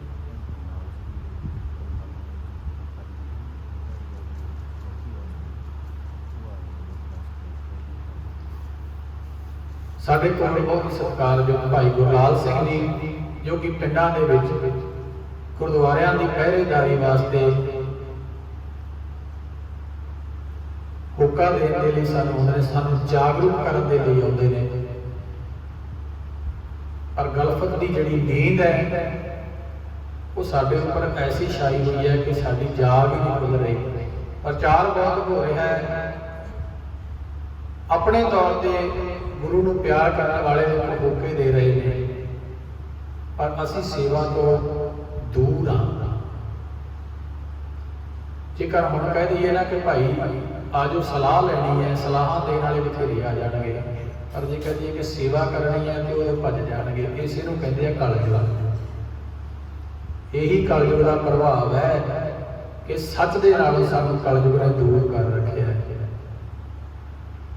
और कलयुग कोई शरीर नहीं हैगा, इसे नूं कलयुग का नाम दिता गया। कलयुग रथ अगन का, ऐसी अगन है, ऐसा कूड़ का प्रचार कर रहा है कलयुग। सो असी भाई गुरलाल सिंह जी पासों जो वो साडे लई बेनतियां लैके आए ने, जो वो लैके आए ने, आओ उन्हां दे पासों भी वो वचन है जिहड़े सरवण करने ने। सो बोलदे आ बेअंत प्रकार दीआं भुलां सतगुरु जी कृपा करन, गुरु घर दे नाल जुड़दे रहिए। बुलाओ फतेह आखो जी, वाहिगुरू जी का खालसा वाहिगुरू जी की फतेह।